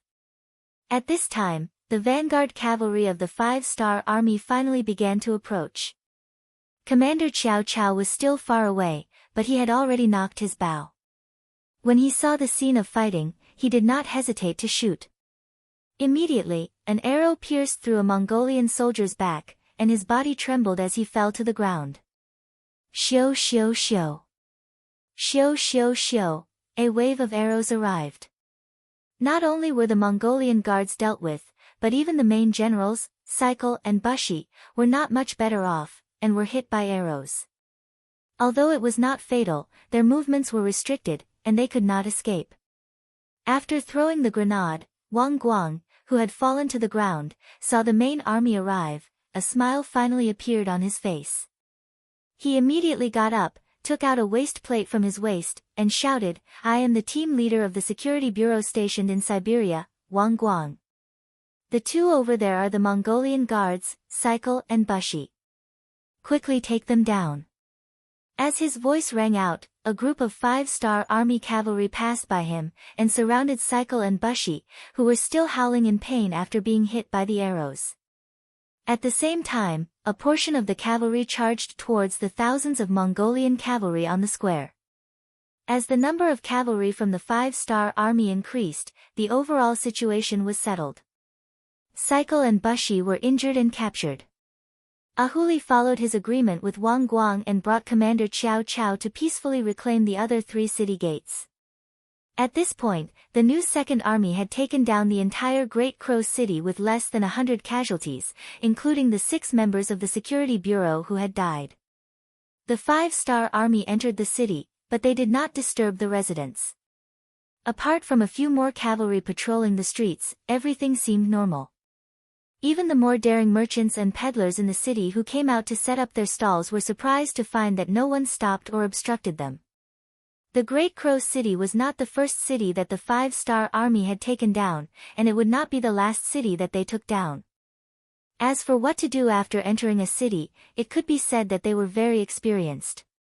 Because the 5-star army did not cause trouble in the city, the law and order of the Great Crow City was quickly restored. When Yang Qindong and the new Second Army entered the city, there were already many residents walking on the streets. Not bad, the residents here are very brave. Under the tight protection of a group of Black Knight Dragon Guards, Yang Qindong, who was riding a white dragon, traveled through the city. He couldn't help but sigh as he looked at the scene before him. Yes. Compared to the fear that we brought to them, they are more afraid of not having food to eat. The commander of the new Second Army said. Half of his blood was Mongolian, and he was used to being cold and hungry since young. He knew that in the eyes of the poor, sometimes life was not the most important thing. Being able to eat was more important. Of course, Yang Qindong understood the meaning of these words. He could not help but sigh. Yes, there are many people in this world who have worked hard for a long time, but still have no food to eat. However, before long, they will be free and become Yangtze's citizens. As long as they are not too lazy, they will not starve. When speaking of this matter, Yang Qindong felt a little proud. After all, because of his arrival, many residents who would have starved to death had food to eat and were able to survive. This was a matter of great merit. Chapter 1408. Shibi was also influenced by Yang Qindong. He nodded and said, "Yes, to be able to join the Yangtze is the good fortune of these people." This was not flattery. It was the truest feeling he had after so many years. Back then, he had almost starved to death. But now, what he ate, what he wore, and what he lived in, which part of it was not satisfactory? It was because of this truest feeling that he wanted more Mongols to be like him. At least, they would not have to worry about food anymore. Hearing Shibi's sigh, Yang Qindong had a thought and said, "Commander Shibi has the heart of a bodhisattva. Since that is the case, I will leave the matter of persuading the army and the people to you. Is there a problem? Please open the granary and release the grain." Shibi cupped his fist as if he was prepared. Approved. Yang Qindong did not even frown. He knew better than anyone that agriculture was the foundation of a country. However, he also knew that without commerce, one would not be rich. Therefore, he had never relied on agriculture to make a fortune. He was also open to all aspects of agriculture.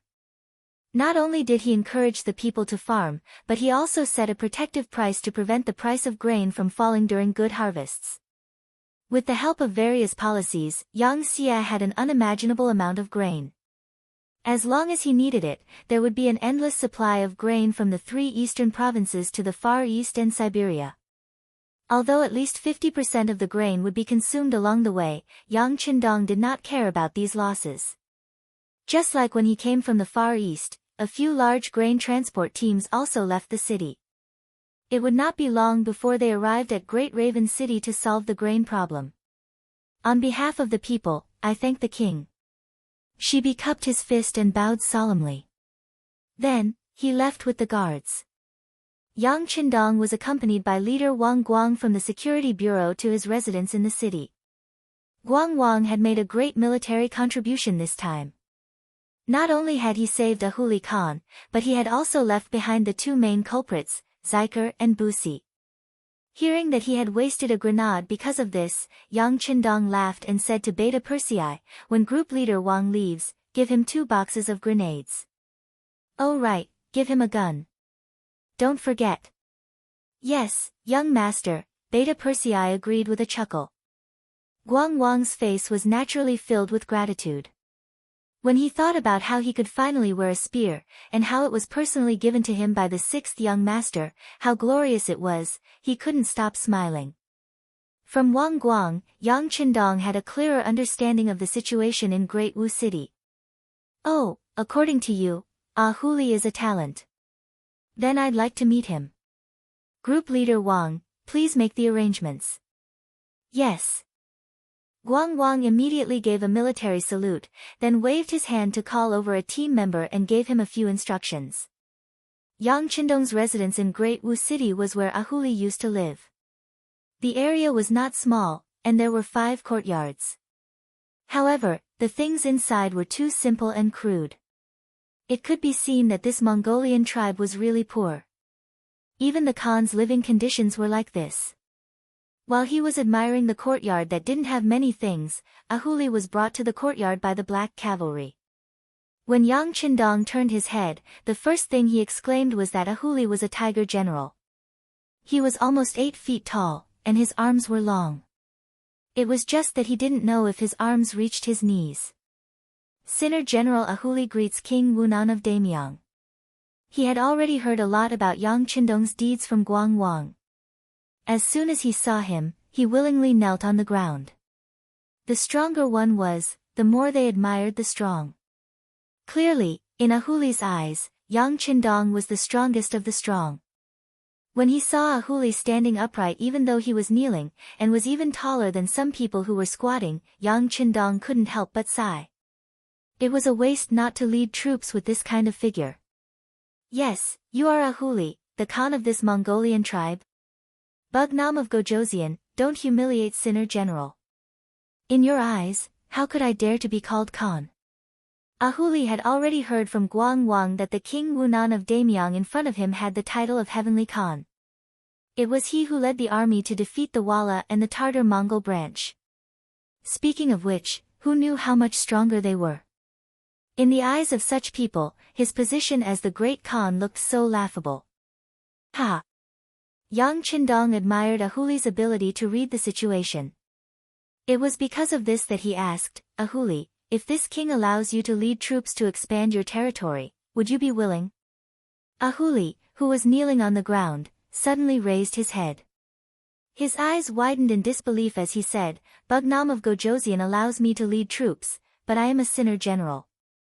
What about Sinner General? I won't hide it from you. At least half of the 5-star army is made up of Sinner generals. However, ever since they joined the army, their performance has improved. Now, the highest is already a commander. That's right, he also has half of your Mongolian bloodline. This person is in the city. If you have the chance, you can go and talk to him. Yang Qindong thought of parting ways and said with a smile. Hearing that there was someone like him, Ahuli was immediately interested. Bugnam of Gojoseon, the Sinner General wants to meet with this person and talk to him before making a decision. Is that possible? Of course. Men, take him to parting ways. Tell him that this king said so. Tell Commander Parting to tell him everything he knows. Yang Qindong did not intend to force Ahuli to become a commander. A forcibly picked melon would not be sweet. If Ahuli still wanted to govern a place after meeting Parting Ways, then he would let him leave the army and start as a small official. The Yang faction had developed to this point, and both the number of generals and civil officials had greatly increased. Although with the expansion of the territory, it was still somewhat insufficient, but it was no longer as strained as before. The Great Raven City was taken down by Yang Qindong with the smallest price. This was also because of Yunji meeting. On the other hand, in Wuxi city to the north, Tianhu's first cavalry army couldn't find a suitable opportunity, so they set up their formation and engaged in a bloody battle with Hurahan. Last year, Hulahan led 30,000 iron cavalry into the Far East region and took advantage of the chaos to enter Al City. However, when Yang Qindong led his army to Al City, they suffered several defeats in succession. Even great General Akmu died in battle. In the end, not only did they lose Al City, they only brought back 10,000 iron cavalry. With their strength greatly reduced, they became much more obedient. After returning to Al City, they began to recruit new soldiers. They were waiting for the time when they were strong enough to take revenge. During this time, he was afraid that someone would cause trouble for him, so he sent a messenger to the Great Raven City to instigate a rebellion. This was also a way to weaken the enemy's strength. Hulahan was not like Ahuli. He did not know how to prioritize the common people. In his opinion, the common people would always be common people. They were only fit to be his slaves, his soldiers, and die for him. His thinking was not right, so the treatment of soldiers was very poor. As a result, the expansion of his army was not very smooth. After half a year, he finally recruited 5,000 soldiers with great difficulty. Before he could even gather enough war horses for these 5,000 new soldiers, the world's #1 cavalry army suddenly appeared. When he found out that the 5-star army was coming, Hulahan did not put up any resistance out of instinct. Under the protection of the new General Yilahan, he led 5,000 of the most elite cavalry to escape. His fighting ability was average, but his escaping ability was top-notch. Afraid of being caught, Hulahan escaped with a light carriage. His speed was not something that Tianhu could catch up to. In the end, he could only watch as Hulahan escaped from his sight. Without the protection of the Great Khan, the Mongolian army was nothing more than a pile of loose sand. When Tianhu took out the 5 cannons that accompanied the army and began to bombard the city gate, there was a loud explosion accompanied by cries and screams. The city gate was opened, and the city was in chaos. Different from the firearms of this era, they only used solid bullets. Compared to the bombs used by the 5-star army, the difference was too great. The moment the cannons exploded, many things were already decided. When the cannons blew open the city gate, it also destroyed the morale of the Mongolian soldiers. The 5-star army's cavalry was like a ferocious tiger descending from the mountain as they neatly entered the city. This allowed the soldiers and commoners in the city to see what a true elite was. After seeing the world's #1 cavalry army in high spirits and well-equipped, the commoners who originally did not have a good impression of Hulahan completely gave up on resisting. In their eyes, no matter how bad their lives were, could it be worse than having Hulahan as their great Khan? Tianhu was Yang Qindong's student, and could be considered an all-rounder.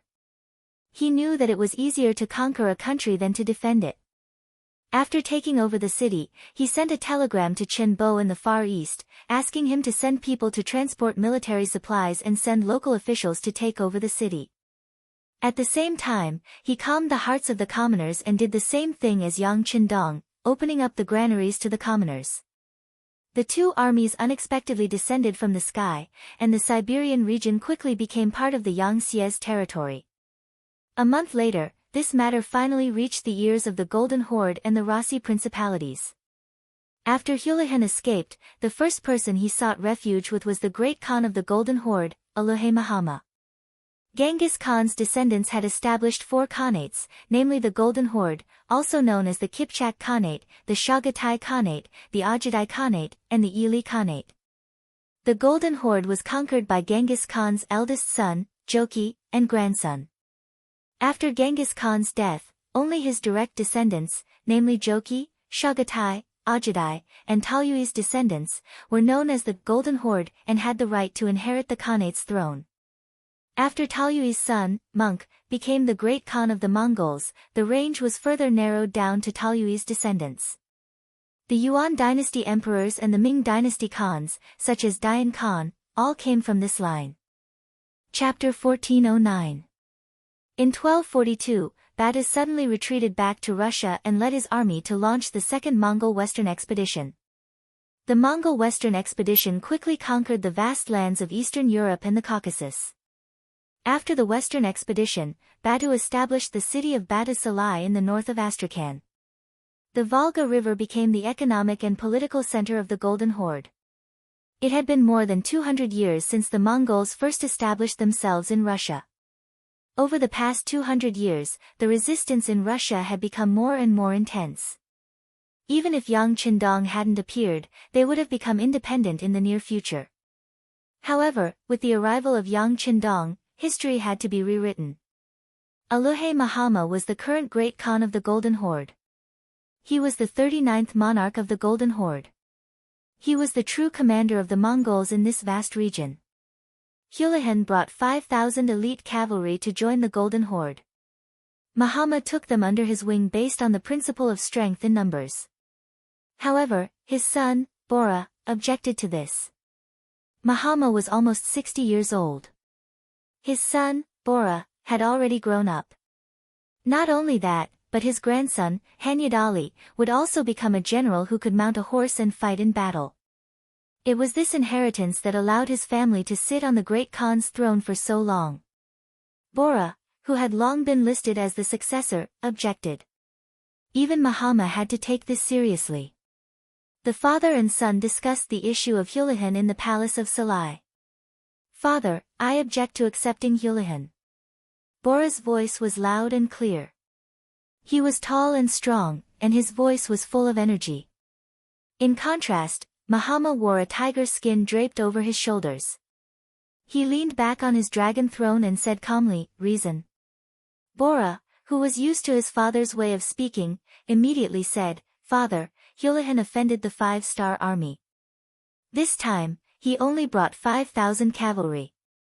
If we give up on our friendship with General Wu Xing because of them, we will lose the big picture for the small." The Wu Xing Bo-La spoke of was the commander of the 5-star army's 3rd army, Wu Sheng, who had arrived in this area a few years ago. When Wu Xing first arrived, he was ostracized by the local forces. Not only the Mongol soldiers, but even the White Russian soldiers were not friendly to them. It wasn't until he displayed his strength, fought a few tough battles, and achieved victory that he finally received everyone's recognition. But even so, due to the short time they had spent in the Golden Horde and the long journey, it was difficult for them to obtain the support of the Yangtze headquarters. Their development was also very slow. Now, they had only established New Xia City in the northern part of the Golden Horde, and their range of activities was limited to that area. The Golden Horde's territory was a barren land to begin with, and they also had some military strength. For the Golden Horde, the gains from such a long expedition were indeed very limited, so they had been tolerating their existence. But no matter what, it was still a decent military force.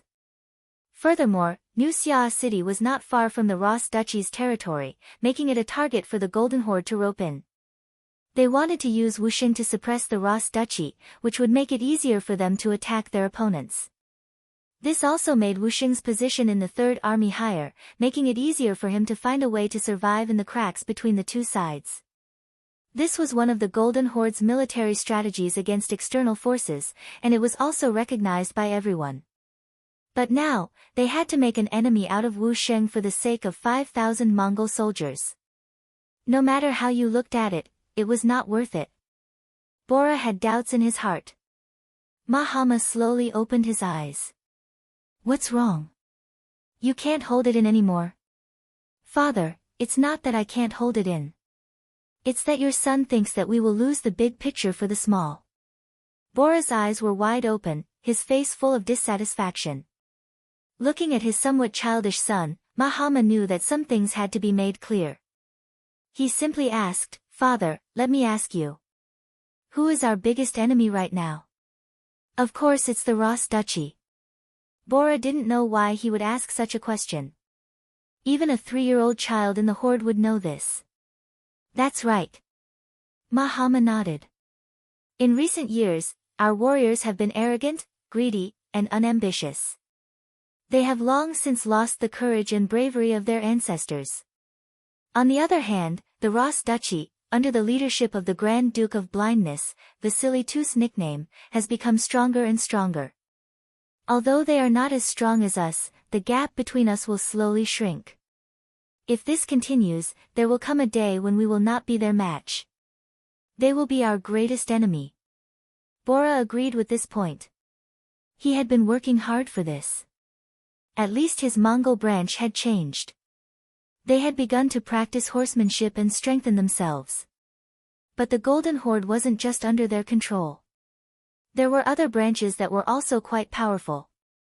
Their lack of effort, however, was a source of great indignation to Bowler. He always thought that if all the Mongol soldiers had followed his example, it would not be impossible for them to restore the glory of their ancestors to their former glory. Bora nodded in agreement. Mahama smiled and said, "Now that we know who our biggest enemy is, what do you think we should do now that a third force has appeared? Should we pull one of them over and fight the other? Or should we watch the other two fight while we reap the benefits?" "Of course we should reap the benefits," Bora answered instinctively without hesitation. After saying this, he suddenly shut his mouth. Then, he thought of something and said, "Father, do you mean to let Wu Sheng and the Ross dukedom fight while we watch from the sidelines?" Mahama was very pleased that his son understood his meaning so quickly. With such a son, at least one day when he grew old, he could finally leave in peace. "That's right. That's what my father thinks. However, we can't just stand by and do nothing. I'm afraid that the blind Grand Duke won't agree to this either. Therefore, we still have to send out our troops. However, we have to see how we can achieve the greatest victory with the least cost." "Father, I understand now. You mean to say that we should first cooperate with the Ross dukedom to deal with Wu Sheng's army while they are closer to each other. That way, we can watch them fight and then reap the benefits, right?" Bowler said, "Father, I understand now. What you mean is that we should first cooperate with the Ross dukedom to deal with Wu Sheng's army." "Well said. That's exactly what father means. Think about it. Since we are already going to war with Wu Sheng, why don't we accept Houlihan's surrender? He has 5,000 elite cavalry." Mahama chuckled. Bora finally understood Mahama's meaning. Excitement appeared on his face. Was the war finally about to begin? He, as a hero, could finally be put to use. This was something he had been looking forward to for a long time. But then he thought of something and said worriedly, "Father, how many men does Wu Sheng have? Can they be a match for the Ross Duchy's army?" "Of course they can't, but didn't Houlihan say that? King Wunan of Damyang is here. With them, we should have the strength to fight," Mahama said as if he was giving advice. "King Wunan of Damyang? Those two-legged sheep." When Bora said this, a trace of disdain appeared in his eyes. Two-legged sheep was a term that the Mongol cavalry used to call the weak Han Chinese. In their eyes, the Han Chinese were too weak and they were like sheep that could be taken at any time. The only difference was that they lacked two legs. In other words, it was the same reason that some people in history called the Han Chinese the sick man of East Asia. "No, no, no." Mahama shook his head and said, "These two-legged sheep are very different. They are very good at war. The Wara and Tatar tribes have been defeated by them. Moreover, this King Wunan of Damyang is very good at scheming and bewitching people. According to Houlihan, the enemy's army is not made up of Han Chinese. They have us Mongols and many other races. There is even a White Russian division with over 20,000 men. He is just like our ancestors, full of ambition." Speaking of this, Mahama seemed to have recalled something and a look of yearning appeared on his face. Bora, on the other hand, fell into deep thought. It could be said that he understood his father very well. This Wunan Wang of the great Ming dynasty could be valued by his father so much. It could be seen that he was not an ordinary person. However, the more it was like this, the more he wanted to meet this person. He did not believe that a two-legged sheep could go against the heavens. Bora was convinced by his father, and the matter of Houlihan's defection became a matter of course. The next step was to send a message to the Ross duchies, stating that they detested General Wu Sheng and the Han army in Nusya City. This was originally their world, and even if there was a battle, it should be decided between them, not an outsider. In addition, there was news that the master behind Wusheng, King Wunan of Damyong, had led an army from afar. In order to prevent them from becoming stronger after meeting, it was time to eliminate this armed force. The capital of the Rossi Principalities. Vasily II, the Grand Duke of Moscow.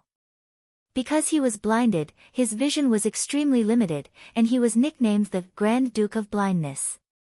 During Vasily II's reign, almost all the independent feudal territories within the Grand Duchy of Moscow were abolished. The independence of the republican city-states of Novgorod, Vyatka, and Pskov was weakened. History said that he did a lot of preparatory work for Ivan III Vasilyevich to unify Russia. He was an extremely capable talent in troubled times. The letter sent by Mahatma was already in the hands of the Grand Duke of Blindness. After he learned the contents of the letter, he summoned a group of officials to discuss specific military matters. Among them was the extremely famous Ivan the Great in Russian history. In 1440 AD, the second son of Vasily II, the Lord of the Grand Duchy of Moscow, was born. Vasily II's first son, Yuri, died at an early age, so Vasily II placed a lot of hope on this child. According to the suggestion of the Archbishop of the Moscow Principality, the child was named Ivan, which later became Ivan the Great. Chapter 1410.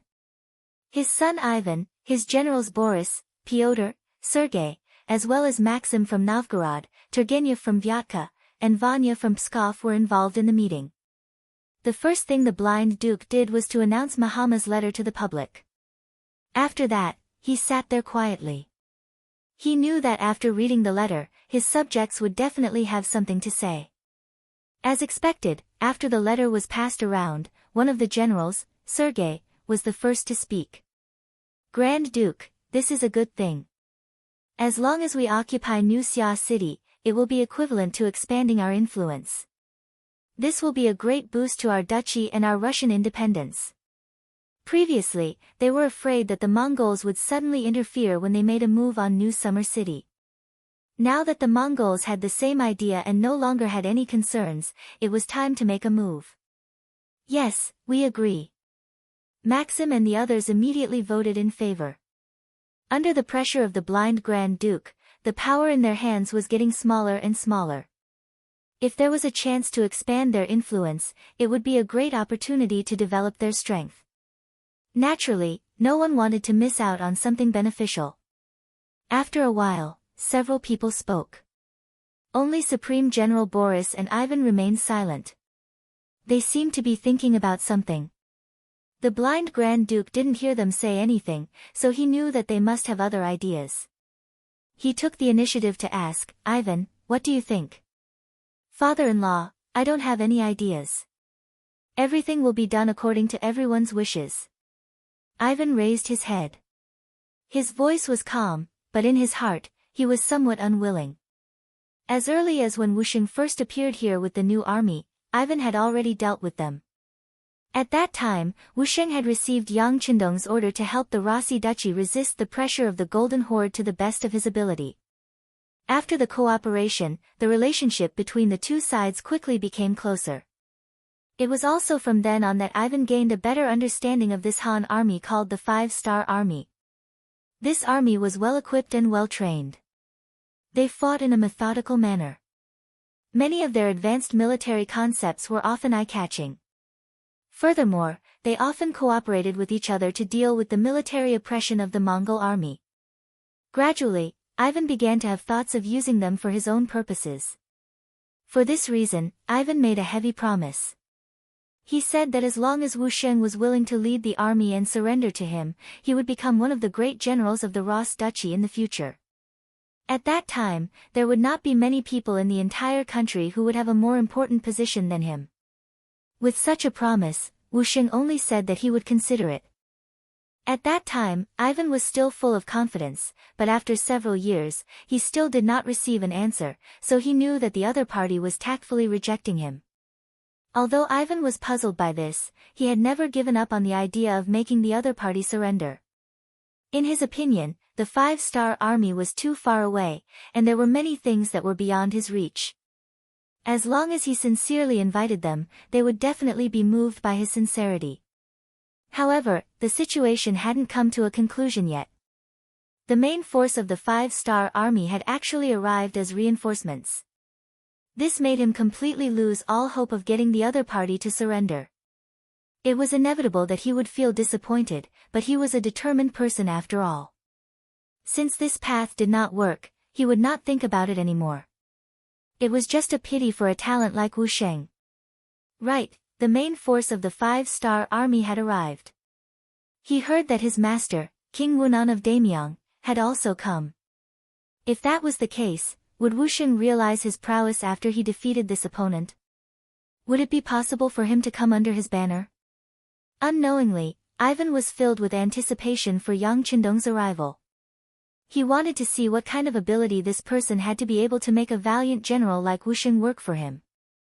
Now that Ivan had expressed his stance, only great General Boris was left. This was a person that even the blind duke respected greatly. It wasn't an exaggeration to say that this person's words could sometimes be compared to several people, especially when it came to military matters. He had the ability to keep his word. After asking Ivan, Boris knew that it was time for him to express his stance. He summarized his thoughts and said, "Speaking of the Han army in New Summer City, they can't be considered our friends anymore. Although they helped us fight a few battles with the Mongol army a few years ago and played a big role, as the Mongol army gradually restrained their blade rays and we continued to grow stronger, they didn't do anything for us anymore. Dealing with them is something that should be done." This meant that he agreed, but everyone knew that Boris didn't finish his words. He must have something else to say. Sure enough, Boris continued to express his stance. This time, the Mongol Khan made his stance clear and decided to make a move on New Summer City. Moreover, he intentionally sent us away. This clearly means that he wants to borrow our hands to deal with Wu Sheng. Moreover, I heard that Wu Sheng's master is about to arrive. If we act rashly and fail, countless variables will appear in the outcome of this matter. This is very disadvantageous to me. You should know that King Wu Nan of the Great Ming Dynasty was able to build a 20,000-strong White Russian army.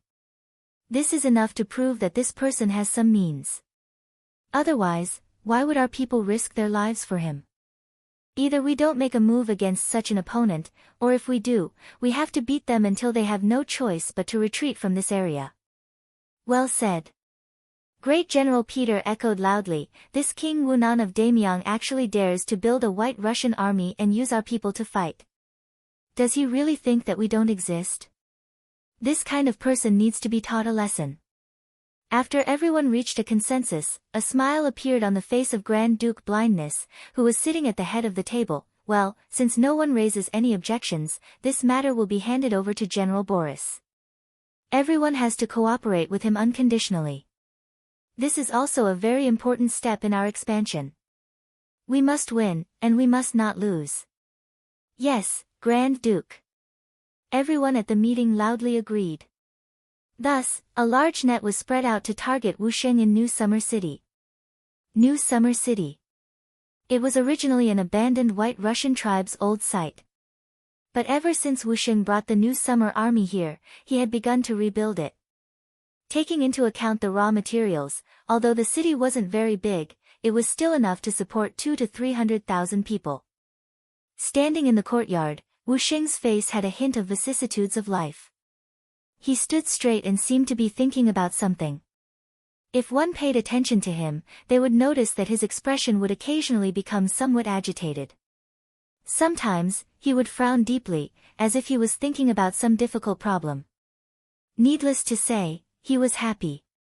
There was already news that the 6th young master had set out from Siberia and was heading towards him. When he thought about how he hadn't seen the 6th young master for 9 years, the longing in his heart grew stronger.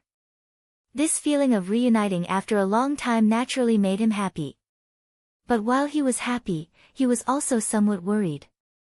In the past 9 years, he hadn't completed his mission very well. Until now, he had only occupied an isolated city with more than 30,000 soldiers and more than 100,000 people. Due to the inconvenient transportation, Wu Sheng's progress in Yangtze's development would be delayed by a lot. But he also knew that in the past 9 years, Yang Qindong had built a huge empire, made a lot of contributions, and conquered a lot of territory. In comparison, his own small achievements were somewhat unpresentable.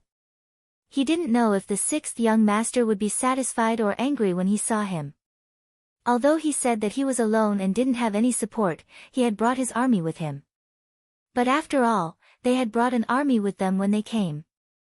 Although they had expanded a little compared to before, it was still very limited. This couldn't be considered a great achievement. Sigh. With a sigh, Wu Sheng was dissatisfied with his own achievements in these 9 years. When Yang Qindong was developing and growing, wasn't he also alone? At that time, he didn't have the help of these armies. But to what extent did they achieve, and to what extent did he achieve? It was really infuriating to compare oneself to others. Just as he was sighing, the head of the guards, Zhu Zhen, appeared in the small courtyard with a secret letter. Military commander, there's news. Surviving in the cracks, whether it was the Golden Horde or the Rossi principalities, they were not existences that he could contend against. In such an environment, Wu Sheng attached great importance to intelligence work. In his opinion, a good piece of intelligence and a good intelligence officer could be equivalent to 10,000 elite soldiers at a critical time. Because of this, although he didn't expand his territory and the number of personnel was very limited, his intelligence work was progressing well. He had a stable source of information in these 2 large forces. Reaching out to take the report, Wu Sheng opened it and read. Soon, his expression became very serious. Military commander, did something big happen? Commander Zhu Zhen asked with concern. As Wu Sheng's most trusted person, he knew that ordinary small problems wouldn't attract intelligence officers to send reports. After all, spying was the best. If he didn't want to be exposed, he had to be less active. Since the report was sent, it was enough to prove that something big had happened. Looking at Wu Sheng's expression, it also confirmed this point. Yes, something big has happened. The Mongolian Khan is going to attack us. He even informed the blind duke. It won't be long before the enemy's troops arrive. They actually joined forces. Zhu Zhen was very shocked when he heard the news. The Mongolians and the White Russians were mortal enemies. They had been at war for hundreds of years. How could they join forces just like that? Ha! The sixth young master once said that there are no eternal friends, only eternal interests. Obviously, our existence has made some people worried, especially the sixth young master who is about to bring his main forces. They are afraid that we will attack them from the inside. Wu Sheng's face showed a trace of a bitter smile, but it was immediately replaced by a determined expression. You want to deal with me? No matter how strong you are, what can you do? Commander Zhu, we should also make some preparations. There are some things that should be settled. Chapter 14:11.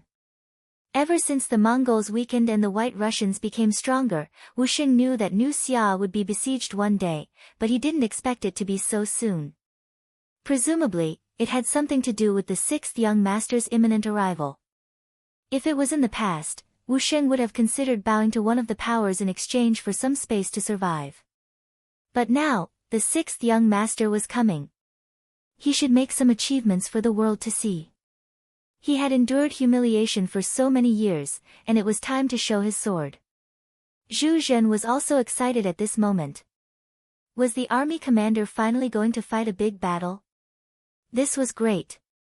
As a soldier, war was the best platform to show one's worth. He must seize this opportunity. Next, under Wu Sheng's signal, the whole New Xia became busy. The commoners were persuaded to leave one after another. They were advised to find a safe place and return only after New Xia city was completely safe. The army also began to mobilize before the war. But anyone with a mind and knowledge could feel that this was going to be a big battle. For a moment, everyone became nervous, afraid, and excited. It didn't take long for the Grand Duke of Blindness to hear about what happened in New Xia city. When he heard that New Xia was ready for war, he knew that the news must have been leaked. But he couldn't figure out whether the person who leaked the news was from the Golden Horde or his own men. He only knew that some things needed to be done quickly. He sent for his son, Ivan, to inform him of the situation. Then he asked, "How is the army's preparation?" "Father-in-law, the time is still too short. If the army is to be assembled and ready, it will take at least 10 to 15 months. Ivan didn't expect Wu Sheng to get the news so quickly. His face couldn't help but turn ugly. "No, it's too long. We can't wait. How about this, isn't Kashgar the closest to Nusya? Let's mobilize troops from there first. In a while, take my order to Beojul and send troops from there. Don't ask to take the city immediately, just entangle their main force." The blind duke shook his head. The opportunity was fleeting. Since the enemy was already prepared, they couldn't wait any longer. Otherwise, the situation would change even more as time passed. Bowler also knew that his father-in-law was right. He was also worried that the Han reinforcements wouldn't arrive as time passed. If that was the case, then it would be troublesome. He immediately gave the order to go. At the same time that the Ross Empire made the decision, the Golden Horde also sent a light cavalry of 30,000 men from the northernmost Beojul to Nusya.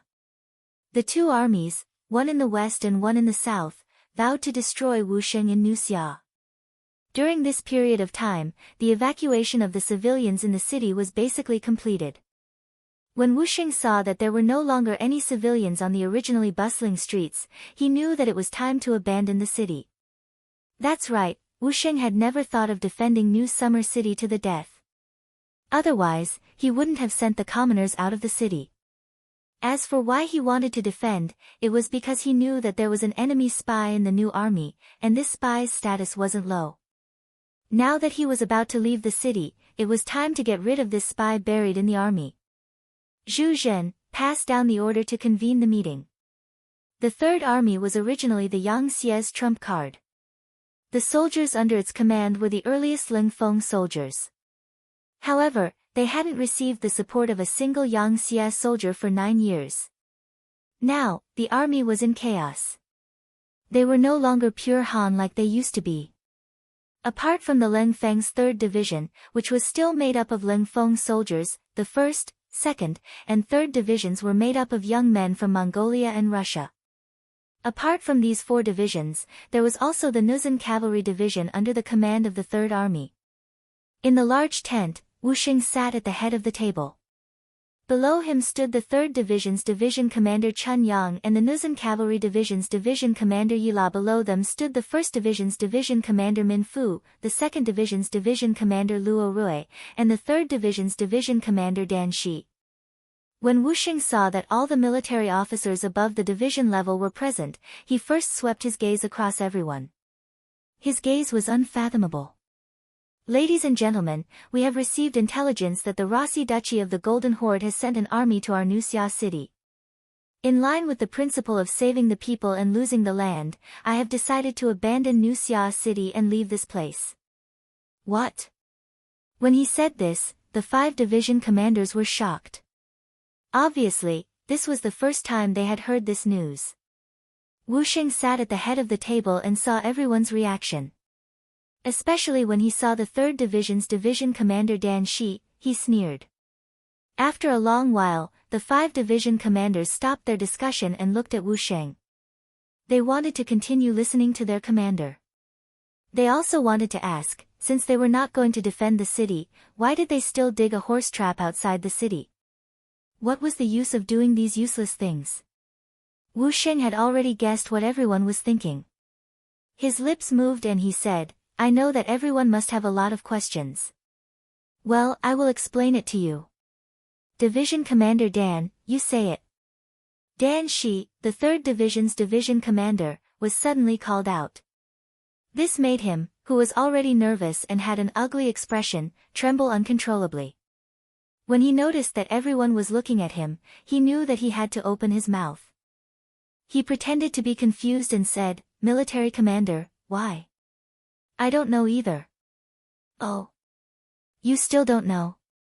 Don't you always tell the great Khan of the Golden Horde about our 3rd Division's actions? Why are you saying that you don't know now?" Wu Sheng said with interest. The moment Wu Sheng's words fell, Dan Shi's expression changed drastically. He instinctively wanted to draw his saber, but Zhu Zhen, who had been watching him from the side, was one step faster than him. He grabbed Dan Shi's right arm and restrained him with a twist of his arm. He didn't forget to say, "What's wrong, Division Commander Dan? Are you going to reveal your true intentions?" Dan Shi rolled his eyes and immediately shouted, "It's a misunderstanding. It's all a misunderstanding. Why would I draw my sword? Humph. What you want to do, everyone can see it clearly. Do you think you can still quibble at this time? Men, take him away." Zhu Zhen shouted coldly, and 4 soldiers from the guard regiment walked in from outside the hall. They were holding ropes, and it was obvious that they were prepared.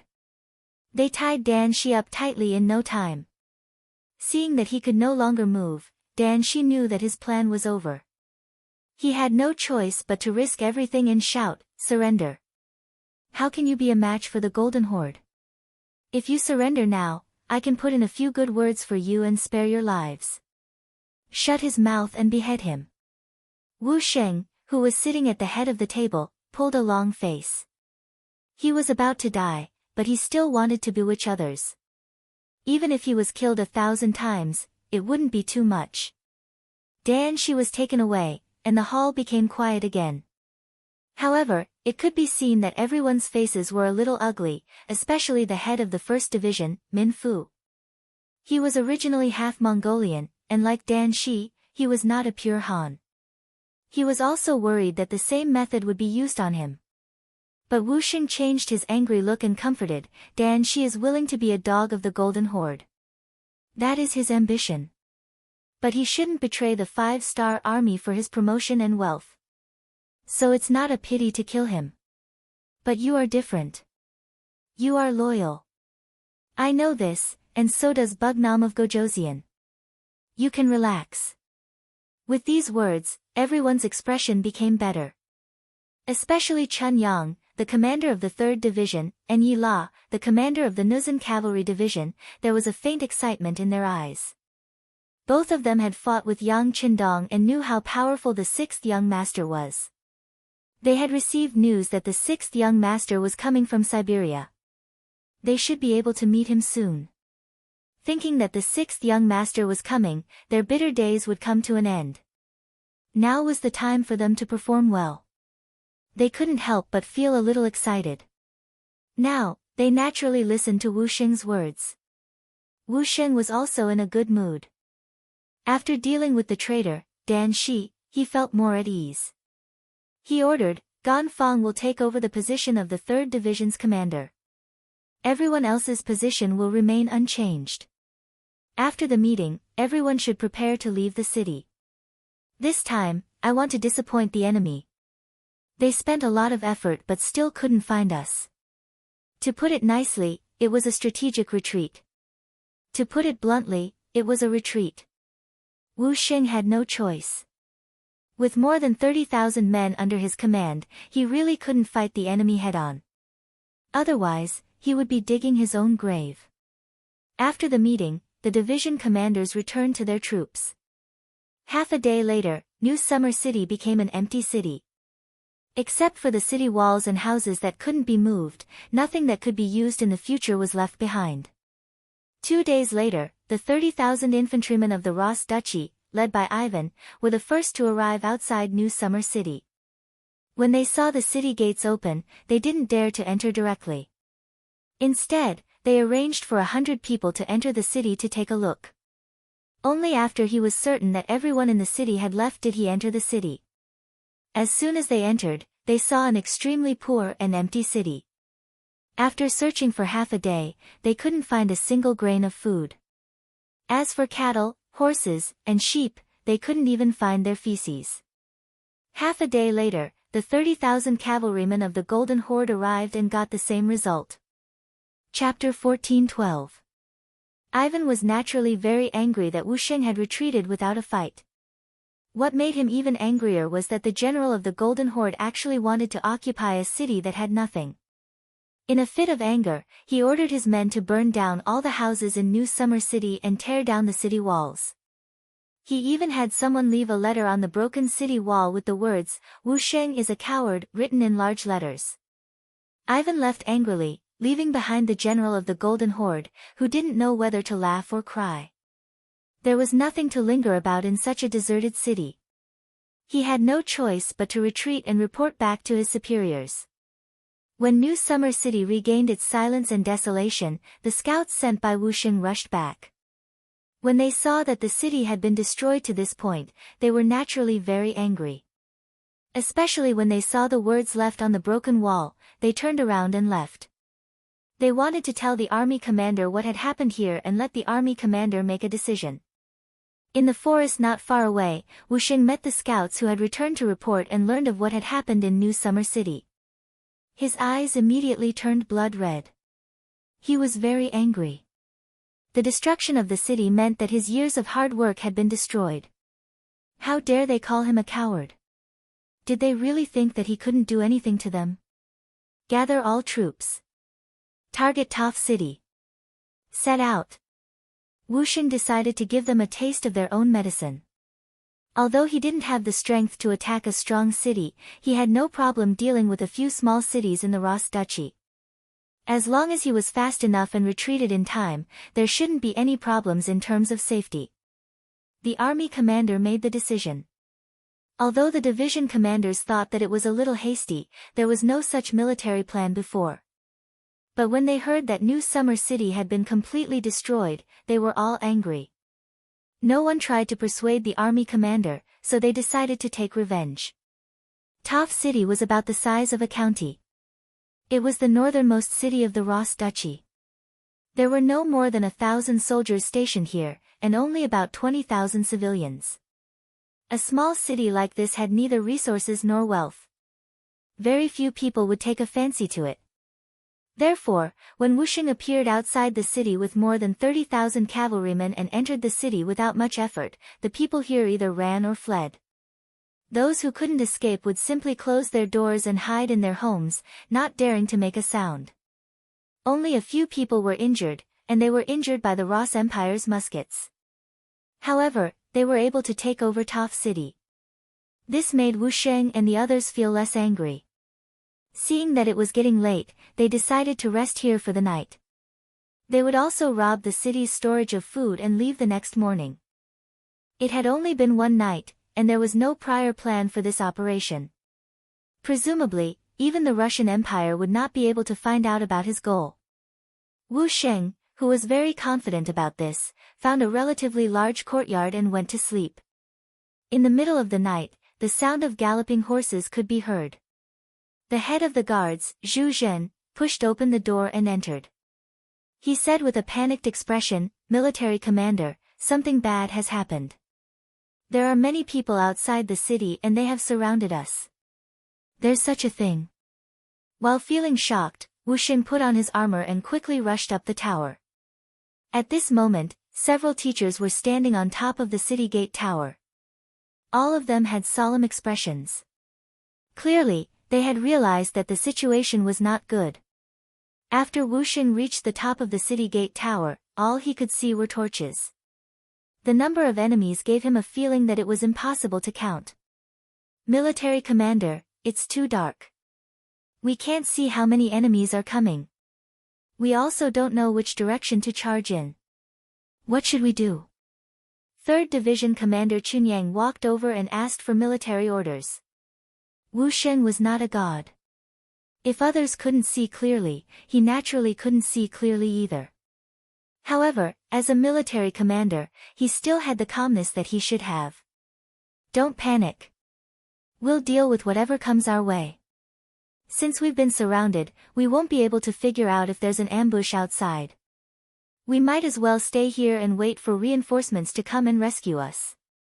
When the time comes, a bad thing will turn into a good thing." Although he said it so confidently, it frightened the other teachers.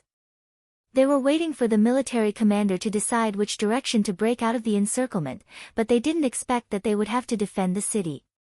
Seeing that everyone's expression was not good, Wu Sheng said confidently, "What?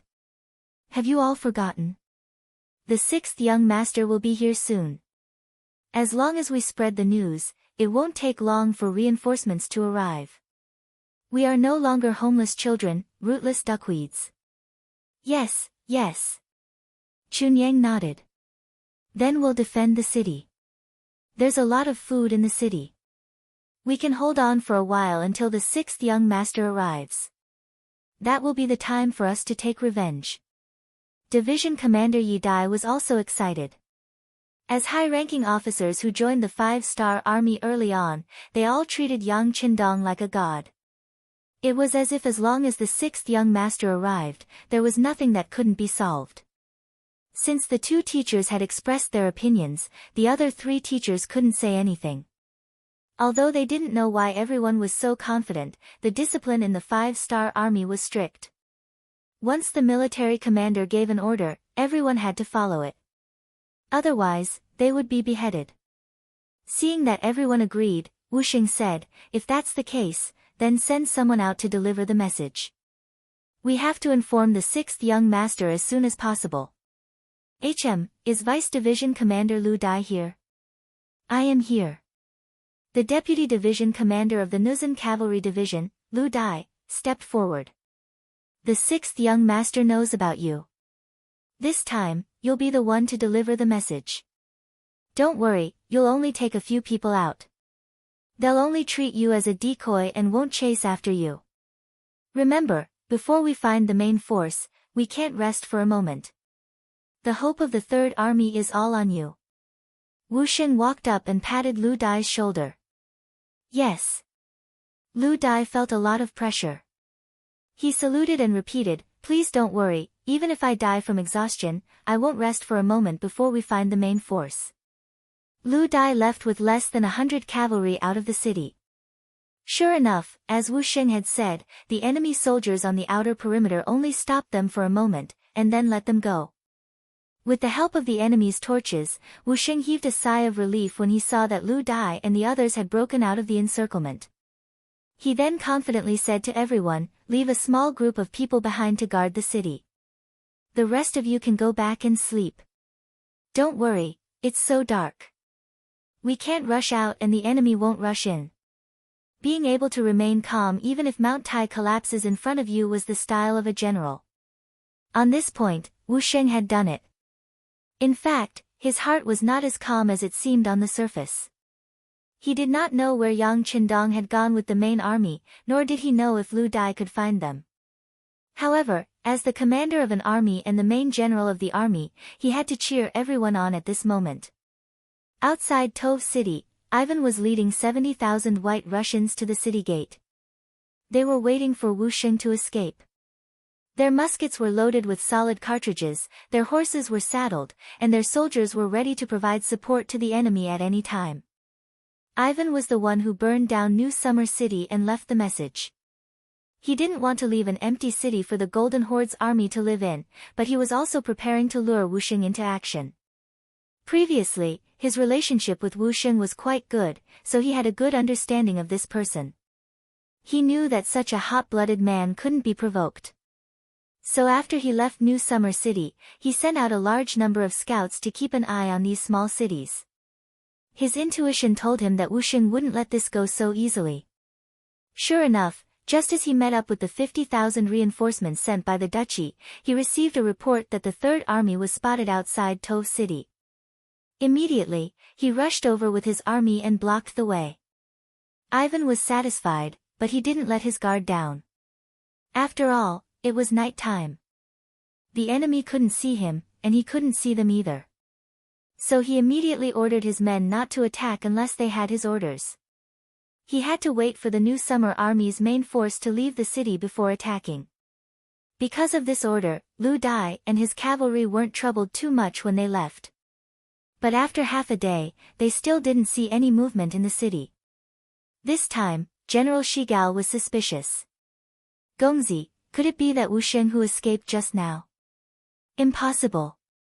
Without any hesitation, Ivan said with certainty, "Wu Xing is a man with a strong sense of pride. Running away from a battle is not something he would do." Because they were once friends, he dared to say this with confidence. Although he didn't know what Wu Xing was thinking, he was confident that there would be a bloody battle between the two of them. The next step would be to see who was more powerful. The night passed just like that. Compared to the 5-star army, the White Russian army outside the city was much worse off. They had to be on guard against the people in the city escaping, so they didn't sleep much. So when the sun rose, the White Russian army didn't have the energy to immediately charge.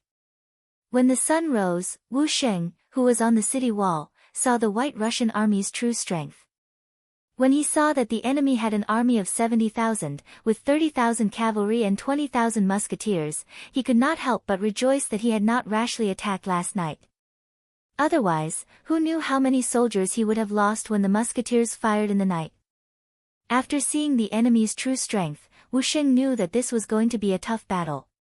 He placed all his hopes on Lu Dai, who had gone out to report the situation. As for himself, there was only one thing he had to do, and that was to set up a trap. For example, the White Russian army didn't immediately attack the city. This was what he wanted. He ordered his soldiers to defend the city well. There was no need to provoke the enemy. Then, he went to check the city's warehouse. He had to calculate carefully to see how long the city's rations could last and how long he could last. He also wanted to see how much kerosene, wooden sleepers, and bows were left to defend the city. If they weren't complete, he would have to demolish the houses in the city. Chapter 14:13. A country may be big, but a warmonger is bound to die. At this time, although the Yang faction was incomparably powerful, the pace of expansion was a little too fast. Just the external forces alone were divided into 3. Along the way, there were battles between the Ili region and several other countries. Hundreds of thousands of cavalrymen and infantrymen were mobilized there. Just the amount of food needed to feed the men and horses every day was not a small number, not to mention the fact that there were always deaths in war. Those who were injured needed money to be treated, those who died needed money to be buried, and those who died needed to be compensated. The second front was the sea. There were hundreds of thousands of soldiers, hundreds of ships, and thousands of cannons. Every time they fought, the amount of ammunition used was not small. Along the way were 100,000 cavalrymen, 1,000,000 peasants, and a steady stream of people from all over the world who were marching towards the Golden Horde from Siberia. The road was rugged, the distance was long, and the consumption was astronomical. Over time, it would form a considerable pressure on the finances. Fortunately, the Yang faction had a vast territory, and most of the provinces were already on the basis of self-sufficiency. They could effectively support the Yang faction headquarters. If it were any other dynasty, they probably wouldn't have been able to hold on. Even so, in the long run, it would be a burden on the finances. Yang Qindong knew this. When he led the troops into the Liaodong region, he made the decision to fight as quickly as possible.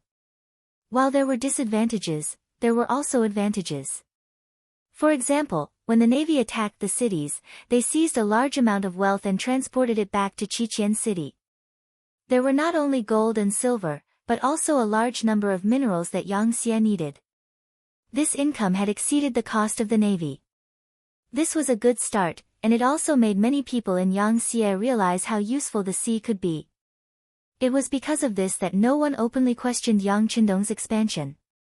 Even if someone said something, he might not care, and it would not affect the morale of the army. But it was good that nothing happened.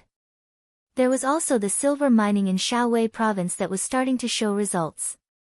As more and more silver mines were discovered, the mining team mobilized hundreds of thousands of people. The amount of silver mined every day was not a small number. For this reason, Yangxia's treasury was greatly supported, and the pressure of needing money was not as great. As Yang Qindong thought about this, a smile appeared on his face. He had just received a piece of news that made him happy through the telegram. Feng Ke's research team in Crimson City, after he went back to teach them last time, had finally rushed out the first true steam engine. This was all thanks to the engine prototype that Yang Qindong had proposed, and after pushing it back, the experiment was finally successful. Historically, in 1679 AD, the French physicist Denis Barbin built the first working model of a steam engine after watching steam escape from his pressure cooker. His contemporary, Samuel Moran, also proposed the idea of a steam engine. Now that they had appeared more than 200 years earlier, Yang Qindong did not dare to imagine how great of an advantage they would have. Although the vacuum steam engine was now used to pump water into the mine, the principle was that after steam was introduced into the cylinder, the valve was closed, and then cold water was poured into the cylinder. When the steam condensed, it created a vacuum. The air pressure on the other side of the piston pushed the piston. In the mine, a rod that went deep into the shaft was connected to drive a pump. The movement of the steam engine's piston was transmitted through the rod to the pump's piston to pump water out of the well. But no matter what, there was still a steam engine. If there was one, there would be two. He saw hope. To the people of the future, this thing was not complicated. To put it bluntly, a steam engine needed a boiler that boiled water to produce high-pressure steam.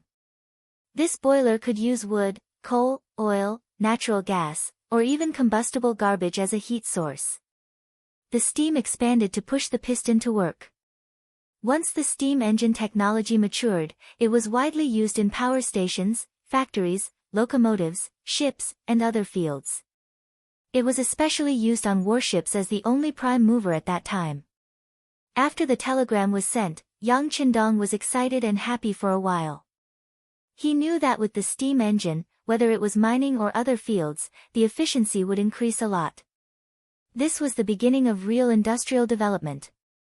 He personally wrote a telegram praising the research team led by Feng Ku. He also gave a large reward and a second-class medal to show their merit. Yang Xie had a total of 7 medals, representing 7 different merits. From low to high, they were iron, bronze, silver, gold medals, third class, second class, and the highest level, first-class medal. These medals were not only a symbol of status and honor, but they could also be used to exchange for large amounts of money and land with the Yang faction. In times of crisis, they could even save one's life and had some of the effects of the death exemption medal. This was a good thing that everyone in the Yang faction wanted, especially a second-class medal. As a second-class medal, it could probably be used to offset any mistakes other than those that committed a rebellion. This was the first time such a medal was issued, and Feng Ku was the first recipient. It was clear that Yang Qindong valued him highly. It was also clear that technology was the #1 development force. Who knew how many people were envious and jealous of him? At the same time, Yang Qindong also asked the other party to build more steam engines and continue to improve them, so that they could be a great help to Yang Xie's development. In a good mood, Yang Qindong, who was riding on the white dragon, had a smile on his face. It wasn't until another telegram was sent in front of him that his good mood was broken. The telegram was sent by the commander of the world's first cavalry army, Tian Hu. It said that the cavalry scouts he sent out met the deputy division commander of the Third Army, Lu Dai, at the border between the Ural region and the Northwest region. He learned from Lu Dai that the Third Army was besieged in Tove City and was waiting for reinforcements. Lu Dai didn't disappoint Wu Sheng. He led less than 80 cavalry out of the encirclement and ran for 3 days tirelessly. Along the way, many people fell behind and many died of exhaustion on the way to deliver the message. Finally, when Lu Dai was tired and hungry, he finally met the scouts of the world's first cavalry army and was able to send the message. This telegram didn't only say that Wusheng was besieged, it also said that the Golden Horde and the Ross Duchy were very hostile towards the 5-star army. Yang Qindong didn't expect that because of his sudden appearance, the two feuds would temporarily join forces. This wasn't a good thing for Yang Qindong, who was an outsider, and he couldn't allow this to happen. If they join forces, then cut them off. Send a telegram to Commander Tian Hu to rush to Tove City at all costs to save Wusheng and the other soldiers. At the same time, order my army to speed up. We will quickly give the Golden Horde a fierce blow. Tell them that this king is here. Yang Qindong said with an unfriendly expression. He always believed that if you offend me, I will pay you back. Many times, he even took the initiative to look for trouble. Now, how could he back down just because these two forces joined forces? Moreover, this so-called alliance, in Yang Qindong's eyes, was more of a sign. he didn't believe that they would really care about each other's survival. They probably wanted each other to die early. This was his chance to destroy them one by one. After the telegram was sent, Tian Hu saw the contents and his expression brightened. The world's first cavalry army hadn't fought a hard battle since the expansion of the Free Division. Now was the time to challenge themselves. As the commander, Tian Hu had always wanted to prove that Yang Qindong's choice was right. This expansion of the army not only greatly increased the number of soldiers, but also the strength of the army. Yang Xie's expenditure on the world's first cavalry army was worth it. Men, call's 2nd Division Commander Lu Duo and 4th Division Commander Su De, Tian Hu's voice was loud as he looked to the west. At this moment, his heart was filled with fighting spirit. Tove City. 7 days had passed. In these 7 days, Ivan led the White Russian army to attack dozens of times. With the help of the musketeers, the soldiers climbed up the city walls many times, but were chased down by Wu Xing's soldiers. In these 7 days, both the attackers and the defenders had paid a heavy price. Tove City was also riddled with holes and looked like a fragile egg. Especially with the White Russian army's cannons in place, the attack would probably start tomorrow. In history, the reason why Ivan was able to succeed his father and lead the Russians to defeat the Golden Horde and achieve independence was because of the importance of their firearms. Otherwise, in terms of cold weapons, who would be a match for the Mongolian cavalry? At this time, the Rossi Duchy had bought many firearms from the West and had built some factories to develop firearms. In history, they were a military power, but now they were just in the embryonic stage. Even so, under the constant pressure of the Golden Horde, the Rossi Duchy's progress was quite fast. Although their foundation was weaker, in terms of combat strength, they were much stronger than the Great Ming Dynasty. This was what it meant when there was pressure, there was motivation. Relying on the flintlock in his hand, Ivan didn't suffer much during the siege, and it was only a 1 versus 2 battle. As the cannons were sent to the front line, one could imagine that the initiative was completely in his hands. As expected of a general, you actually forced me to this point. General Wu, tomorrow I will not hold back.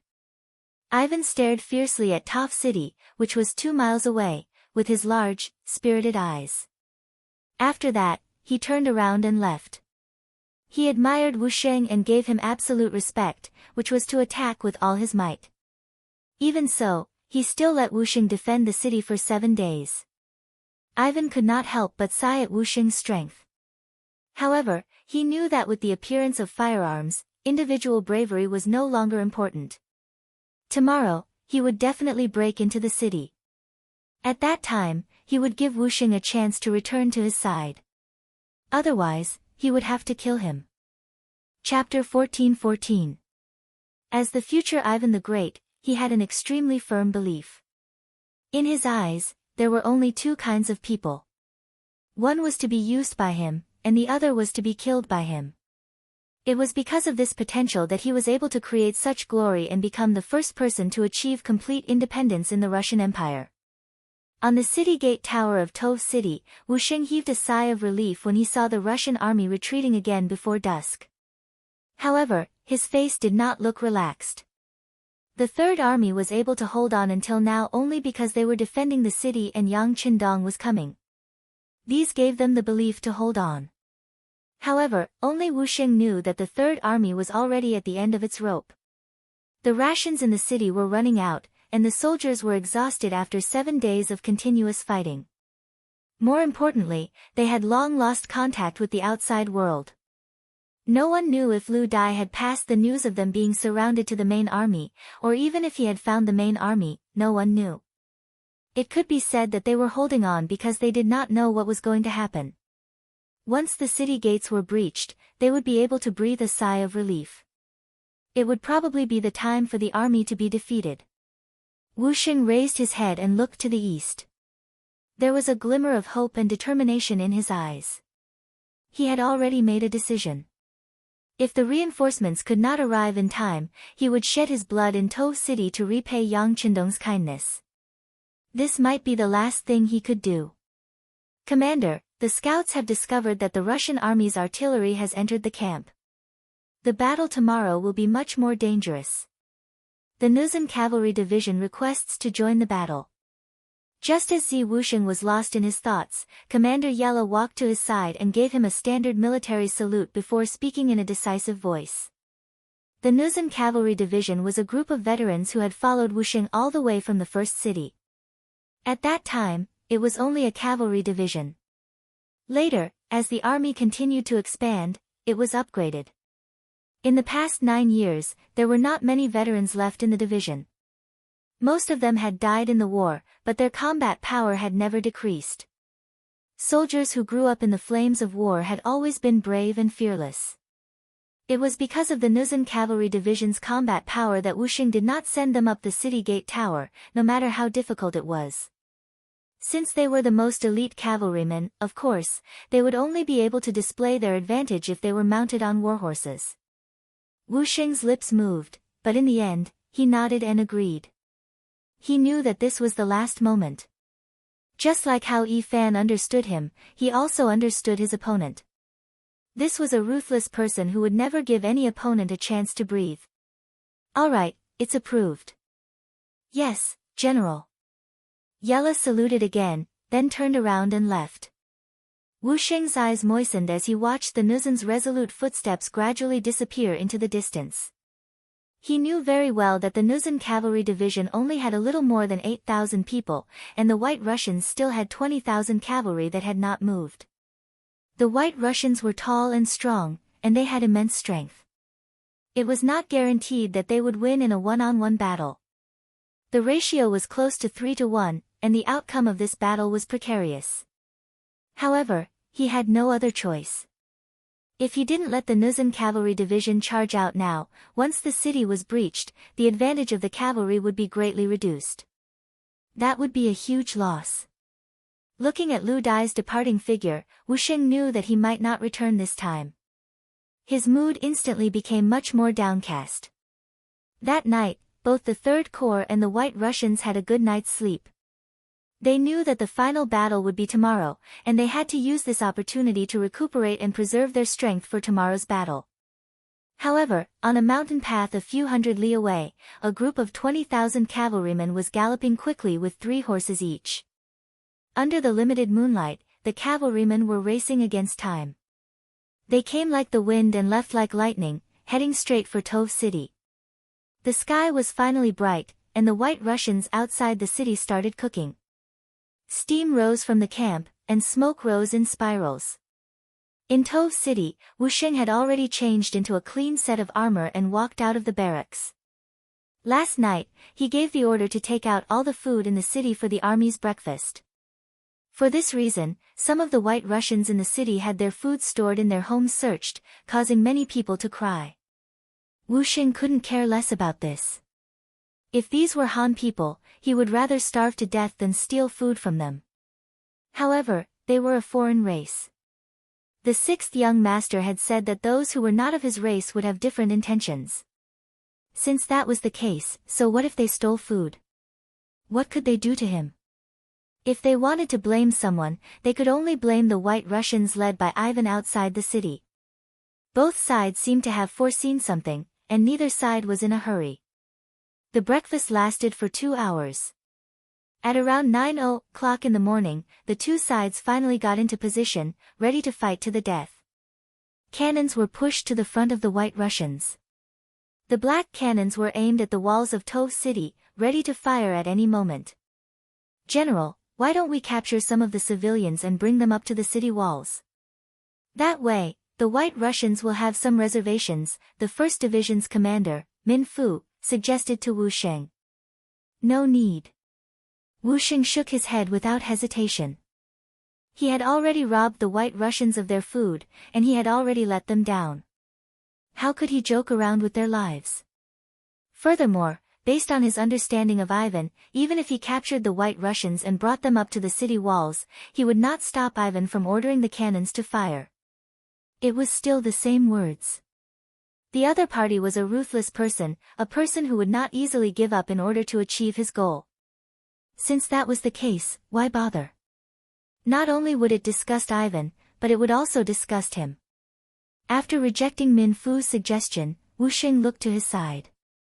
When he did not see Commander Yella, he knew that Yella was ready. With a sigh, he raised his head again, and his eyes were filled with determination. Everyone, listen to my orders. When the cannon booms, everyone find cover and hide. After the order is given, all soldiers will fire their bows and arrows. Let's give the enemy a fierce wave of attacks first. Wu Sheng was very familiar with cannons. After all, they were the Cold Vanguard Division's foundation, and they were the first to use guns and cannons. However, in the past few years, they had not received any support, and the Type 95 had run out of ammunition. Now, he had found a safe place to hide them. Since he had played with guns and cannons before, he knew the power of these things, so he had already prepared a countermeasure. After the soldiers heard the order, they responded in unison. Under the leadership of the company commander, platoon leader, and squad leader, they each found a safe place to hide and took out all their bows and arrows, preparing for the final battle. Under the city gate tower, 20 cannons were slowly pushed forward. They stopped 300 meters away from Toph City as if there was no one around. Some of the cannons of the White Russians were made by themselves, and some were bought from Western merchants. Some of the better cannons had a range of 3 to 4 kilometers, which was much better than the ones made by Baiming. However, Ivan still gave the order to push the cannons to a distance of 300 meters. He did not want to create enough psychological pressure for the 5-star army to defend the city. After the 20 cannons were placed, Ivan rode on his horse and shouted from the middle of the army, giving the order to fire. Boom boom boom. Boom boom boom, the cannons shot into the sky and quickly landed on the city walls of Toph City. Immediately, a series of earth-shaking sounds could be heard. Then, rocks flew everywhere from the explosion. Pieces of the city walls also began to peel off, falling everywhere. Smoke and dust filled the sky, and the ground shook. At this moment, the 3rd Star Army could only hide and take the hits. They did not have the strength to fight back at all. The commander of the Wuxing army hid in a safe bunker. His face was dark the whole time. He thought to himself hopefully, just you wait. When the 6th young master comes, he will show you what a real cannon is. When that time comes, I hope you can still be so arrogant. It was as if he was chanting scriptures in his heart. After about half an hour, the sound of the cannons finally stopped. Wuxing opened his eyes and shouted, "The enemy is about to attack the city. Everyone, prepare your bows and arrows."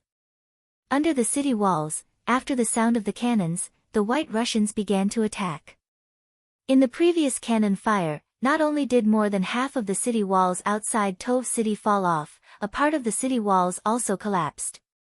This was a city wall made of mountain rocks. There was no cement to adhere to it, so it was indeed much worse in terms of sturdiness. There was a serious gap in the city walls, and the White Russians moved forward along the collapsed corner. The White Russians at the front were soldiers with shields in their hands. They were preparing to defend themselves against an attack from arrows. Fire! As Commander Wuxing shouted from the top of the city gate tower, tens of thousands of arrows were released. Countless arrows appeared from the sky and fell to the ground. The shields were effective, and in a short period of time, countless shields were pierced by arrows. One White Russian soldier after another fell to the ground due to the lack of protection, or some of the people who had been hit by arrows were howling on the ground. However, this was not enough to stop the battle. Even more White Russian soldiers raised their muskets and swords and charged forward. War was cruel, and this was especially true. When a large number of White Russian soldiers took advantage of the opening and rushed up the tower, the most brutal close combat began. One side wanted to rush up the city walls and occupy this place.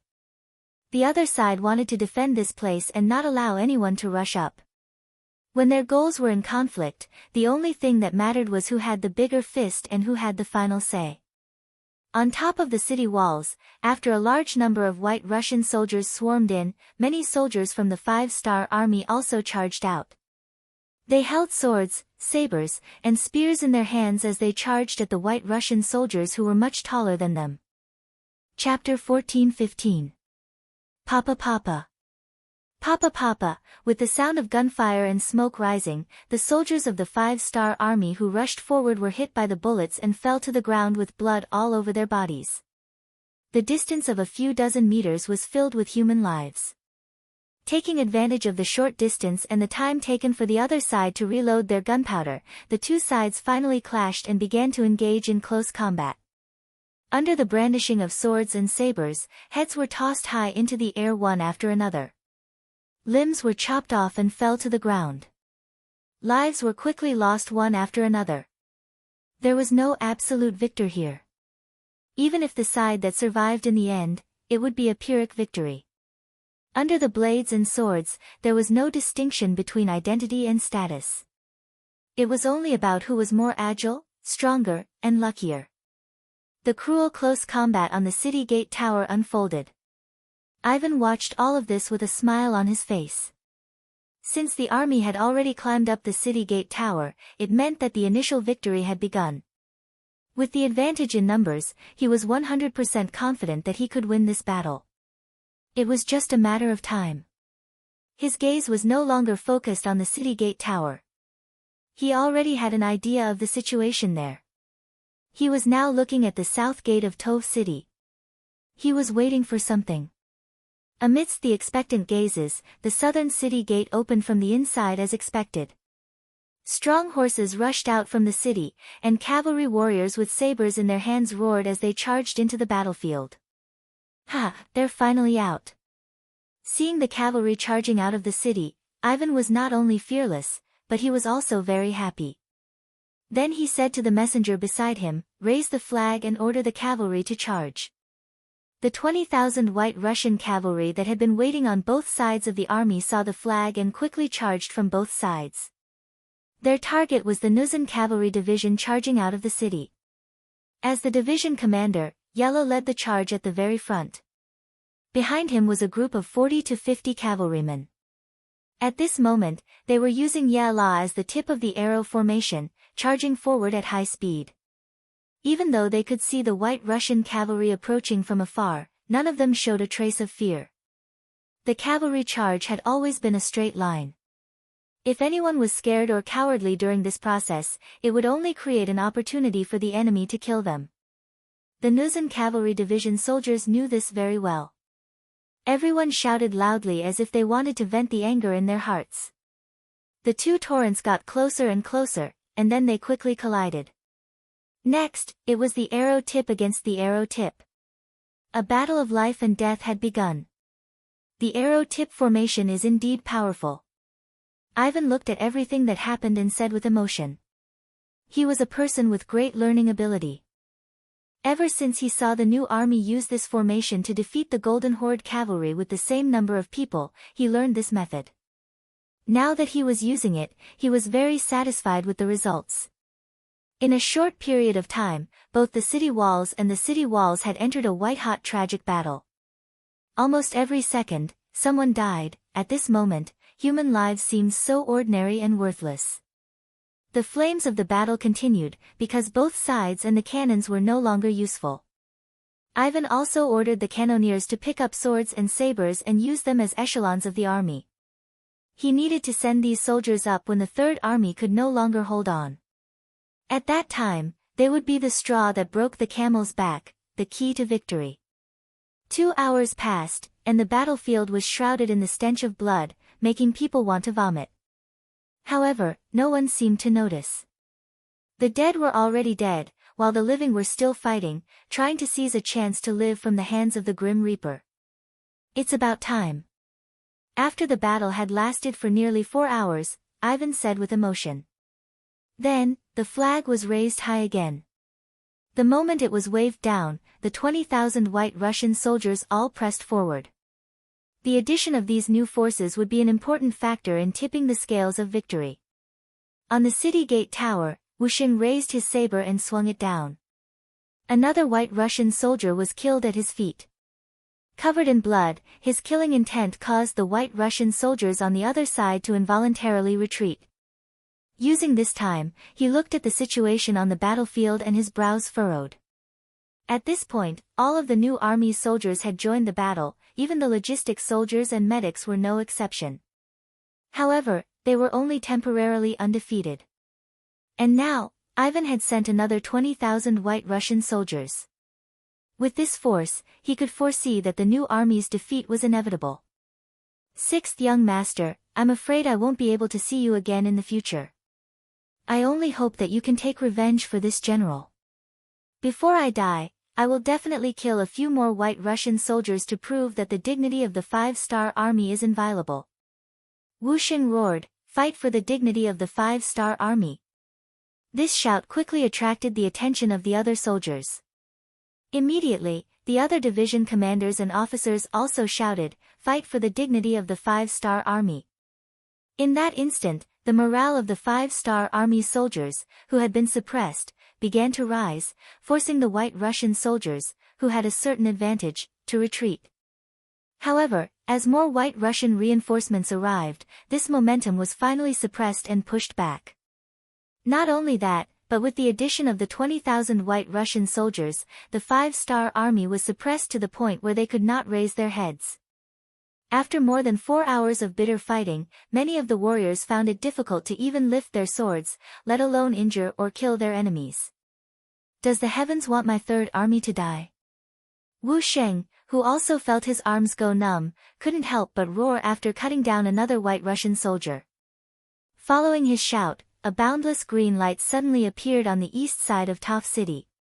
Then, it quickly approached the battlefield at a speed visible to the naked eye. What is that? Wu Sheng wasn't the only one who saw this scene. Many soldiers and White Russian soldiers also saw it, but because they were too far away, many people didn't know what it was. Ivan also saw this scene, but his face was filled with confusion. He looked at General Vanya and asked, "What's that?" "A green light that can move, what is it?" "I don't know." General Vanya shook his head with a confused expression. On the city wall, Wu Sheng also didn't understand what was going on. However, 2nd Division Commander Chun Yang killed 2 White Russian soldiers and came to his side. "General, do you think that is our uniform?" "Uniform?" Wu Sheng's eyes widened when he heard this. He used to have a green uniform with the rank of senior colonel, and he looked very handsome in it. However, that was a few years ago. Ever since he entered the depths of this area, his uniform had been damaged. Without new uniforms, it became a collection and was stored away. After that, he didn't know where it ended up, and it became a memory in the depths of his heart. Now that Chun Yang reminded him, a memory that he hadn't seen for a long time instantly popped up in his mind. When he saw the green light getting closer and closer, Wu Sheng shouted excitedly, "Yes, that must be the color of our uniform. That is our reinforcements, our reinforcements are here." As he shouted, Wu Sheng didn't forget to wave his hands and shout. His appearance quickly attracted the attention of the other soldiers. The originally low morale and weak army seemed to have been rejuvenated after hearing the commander's words. Suddenly, they were filled with energy. When they raised their swords, they found that they were no longer as weak as before. The reinforcements were here, which meant that there was hope. There was also meaning in persevering. At this moment, everyone's potential was stimulated, and they were filled with energy again like hungry men who had seen delicious food. The soldiers of the 3rd star were like middle-aged old men who had been rejuvenated. They actually managed to push the White Russians back dozens of meters in a very short period of time, and had a 50-50 standoff on the city gate tower. On the open ground outside the city, Yellow was fighting a bloody battle with the White Russians with bloodshot eyes. In 4 hours, more than half of his cavalry division had been killed or injured. If it weren't for the strict military discipline, and if it weren't for the fact that he was still persevering on the battlefield, the army would have been defeated a long time ago. When he shouted to fight for the dignity of the 5-star army on the city gate tower, Yella had already decided to fight to the death. Since he thought that killing one was enough for him and killing 2 was enough for him, he was ready to die. It was also at this moment that he saw the green tide, and he saw the appearance of hope. "Comrades, our reinforcements are here. Our reinforcements are here. Hold on a little longer, and victory will be right in front of us." The appearance of Hope made Yella seem like a different person. His body seemed to be a lot more nimble while riding on his warhorse. Whether it was on the city gate or below, the Third Star Army began to counterattack, and brought pressure to the White Russians. Ivan, who was standing in the middle of the army, felt all of this. He also saw the approaching green tide and knew that Wu Xing's reinforcements must have arrived. Where did their reinforcements come from? And they're all cavalry? Could it be a trap set by the Golden Horde? General Vanya asked with a puzzled expression. No, the cavalry of the Golden Horde doesn't have such a uniform. It should be the 5-star army. Ivan's expression was a little ugly. He didn't expect that Wu Xing's reinforcements would appear so close to victory. He saw that there were still 5,000 soldiers behind him. 1,000 of them were on horseback and 4,000 paces. This was the last of his strength. He clenched his teeth and revealed a determined gaze as he said, "Their reinforcements are not that many, less than 20,000. We have cannons in our hands and can completely give them a head-on blow. This way, victory and defeat will not be decided yet." Chapter 14:16. Ivan didn't want to give up just like that. In his eyes, Wu Xing was an outstanding general. It was a blessing to have such a person as a friend. If he was an enemy, then he had to be eliminated. Otherwise, it would always be a big problem. The war had already reached this point. If he gave up now, he really didn't know when he would be able to surround the other party again. He might as well go all out and put all his forces into it. It was just the right time to test the combat power of the so-called 5-star army. He put all the 2,000 reserve troops in place, and all the cannoneers were in place. They began to adjust the direction of the cannons. They were just waiting for the green tide to enter the range to give them a good show. The green tide coming from afar was the world's first cavalry army. Led by Commander Tian Hu, they were led by 2nd Division Lu Duo and 4th Division Su Ku. In addition to the military guard regiment, there were a total of 18,000 people. 1 man and 3 horses, led by Deputy Division Commander Yi Dai, finally arrived outside Tou City at the last moment. Still far away, the chaotic scene outside the city fell into the eyes of Tian Hu and the generals. At the same time, with the help of binoculars, the 20 cannons of the White Russian army were also clearly seen.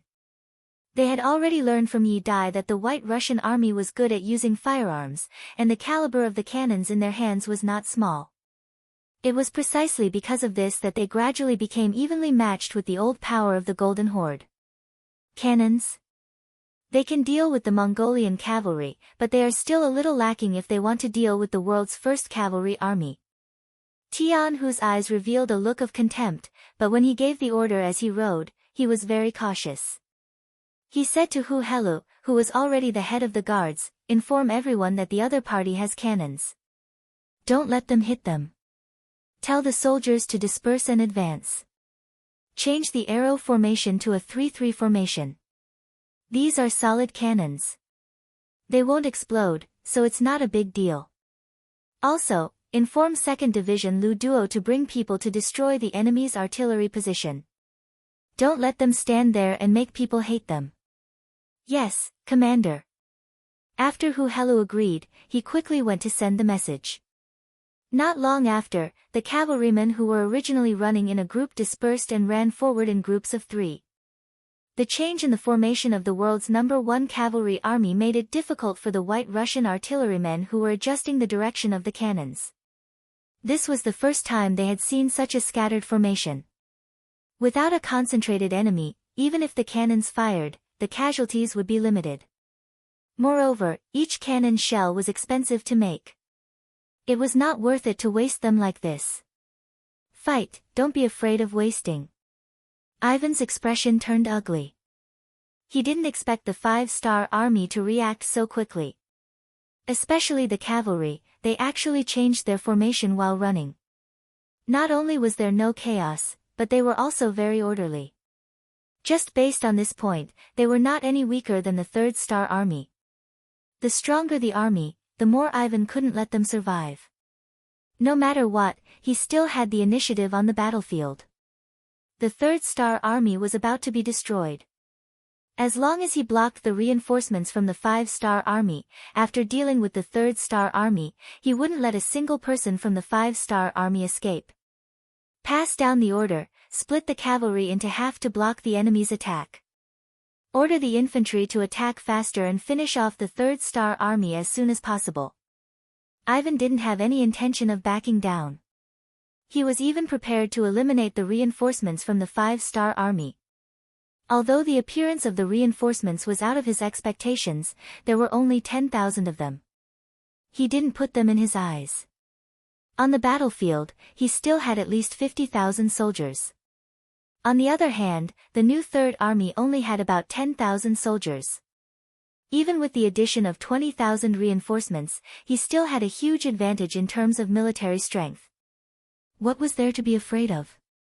Ivan, who was determined to finish off the Third Star Army, didn't realize the existence of danger. He also didn't know the strength of the enemy in front of him. On the contrary, if they were on the grasslands, mentioning the number 1 cavalry army in the world of the Five-Star Army, many opponents would be afraid before they even fought. They wouldn't be able to calmly fight to the death like this. Ivan's order was passed down, and the artillery was ready to fire. Some of the cavalry on the battlefield also adjusted their direction and went straight to Tianhu's army in the distance. Good. Seeing that there were enemy cavalry blocking the road ahead, Tianhu's face flashed with excitement. This time, after attacking the Far East with Yang Qindong, he didn't have a chance to fight to his heart's content. The opponents he encountered were so weak that they couldn't withstand a single blow. He hoped that the White Russian army wouldn't disappoint him this time. On the battlefield, generals hoped that their opponents would be weaker so that their chances of winning would be higher. It was rare for Tianhu to think like this, but it was enough to prove his confidence in the cavalry under his command. The green tide finally entered the battlefield from the northeast under the eyes of tens of thousands of people. What greeted them was 20 iron bullets. They came from afar, leaping towards the number 1 cavalry army. Faced with the roar of the cannons, even the well-trained warhorses of the White Russian army seemed a little restless. However, Tianhu's army didn't have any reaction. Their charging speed didn't decrease in the slightest. Most of the soldiers didn't even try to dodge. They just pressed their bodies against the backs of their horses to reduce the wind resistance. Under the 3-3 system, the effect of the solid cannonballs was very limited. Except for a few soldiers who were unlucky and were hit by the iron bullets, most of the cavalry charged towards the White Russian army without slowing down. The distance between the two sides was rapidly closing. 800 meters, 600 meters, 300 meters, 100 meters, 80 meters. Seeing that the battle was about to begin, many of the White Russian cavalrymen had already raised their sabers above their heads and were ready to chop down. The soldiers of the world's number 1 cavalry army who were lying on their horses finally made their move. At some point, a crossbow had appeared in their hands. Then, when they were less than 40 meters away from the White Russian cavalrymen, they pulled the trigger and fired the Big Dipper crossbow. One arrow after another flew towards the target. With the continuous development of the steelmaking industry, the Crimson City arsenal had modified the Big Dipper crossbow. Not only were the springs more powerful, even the arrows had become sharper.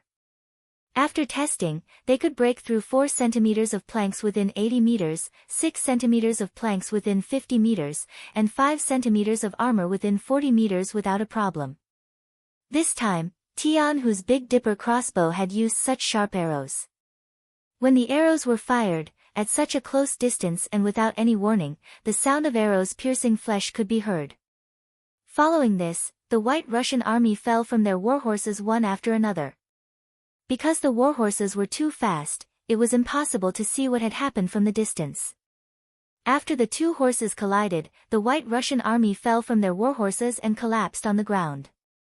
There were more than 7,000 White Russian cavalry, but in just a single exchange, nearly half of them had fallen.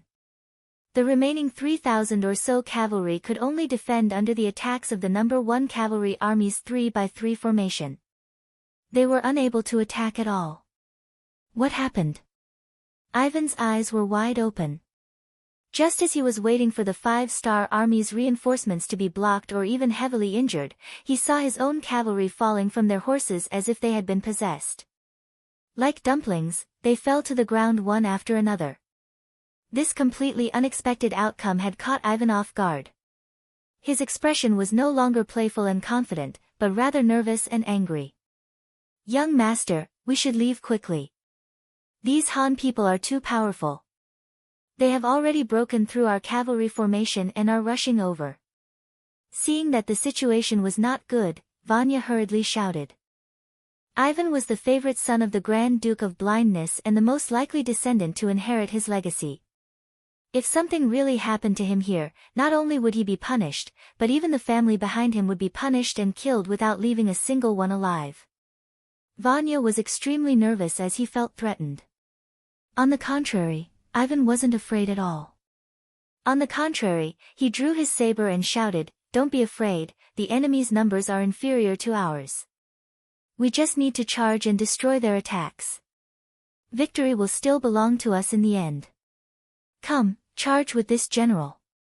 Seeing that the situation on the battlefield wasn't good, not only did Ivan not run, he even shouted and wanted to charge forward. Vanya wasn't going to let that happen. He hurriedly gave a few bodyguards beside him a look. Then, 4 cavalrymen appeared behind Ivan.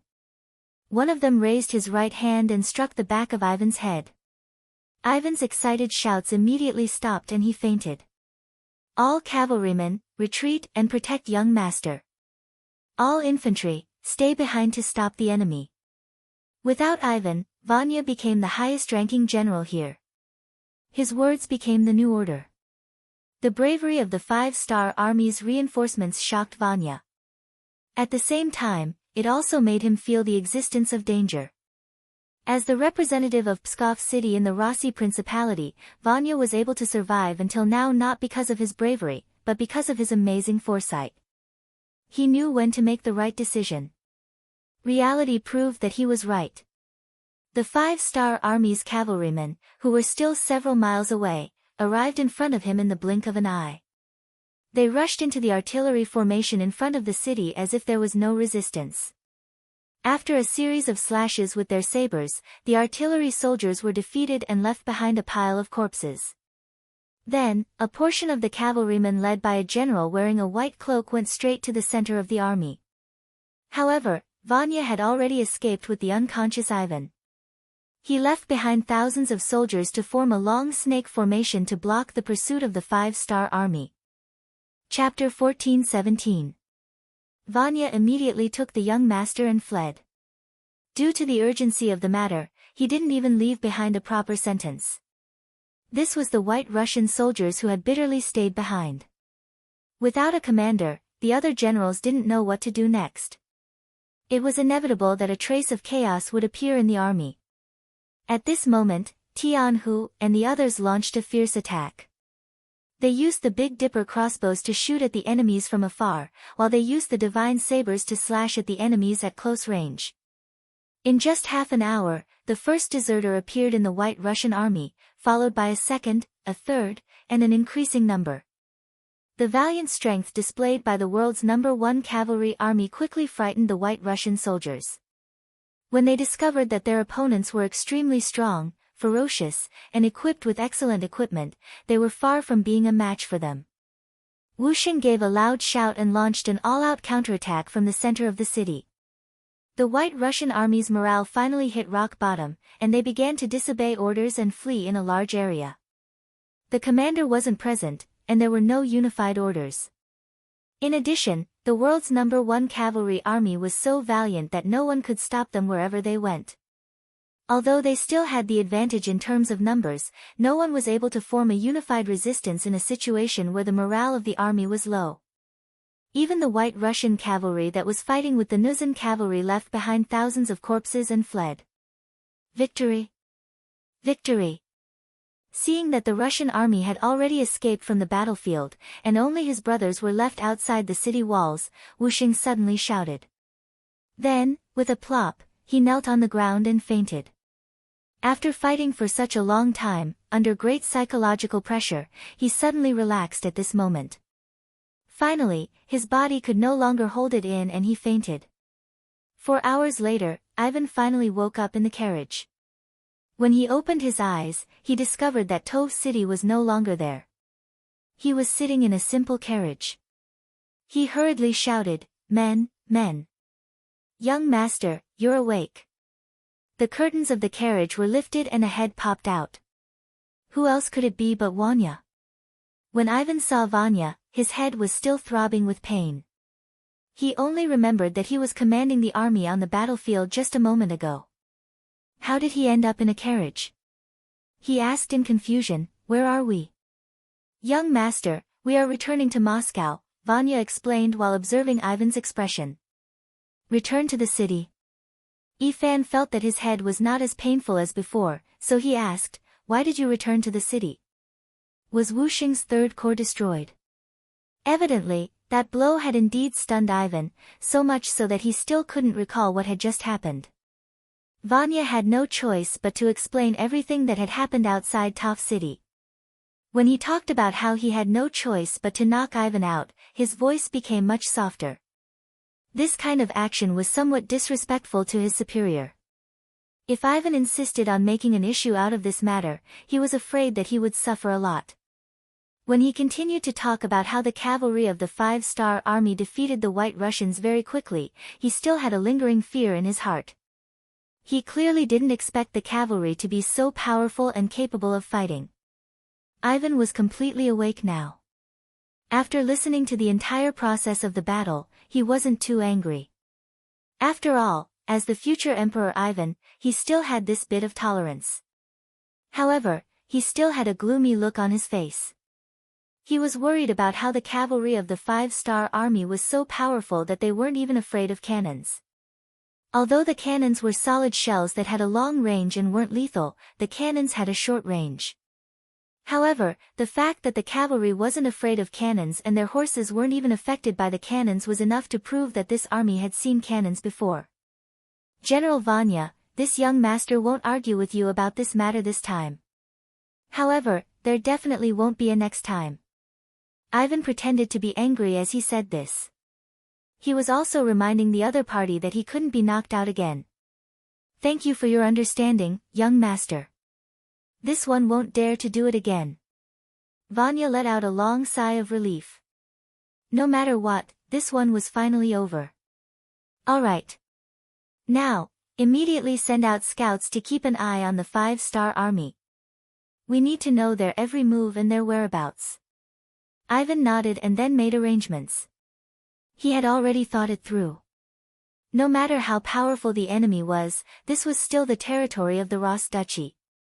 He would never allow other forces to run rampant and do whatever they wanted here. He wanted to go back and see his father-in-law. He wanted to ask for reinforcements and completely defeat and annihilate the 5-star army. Bulgar City.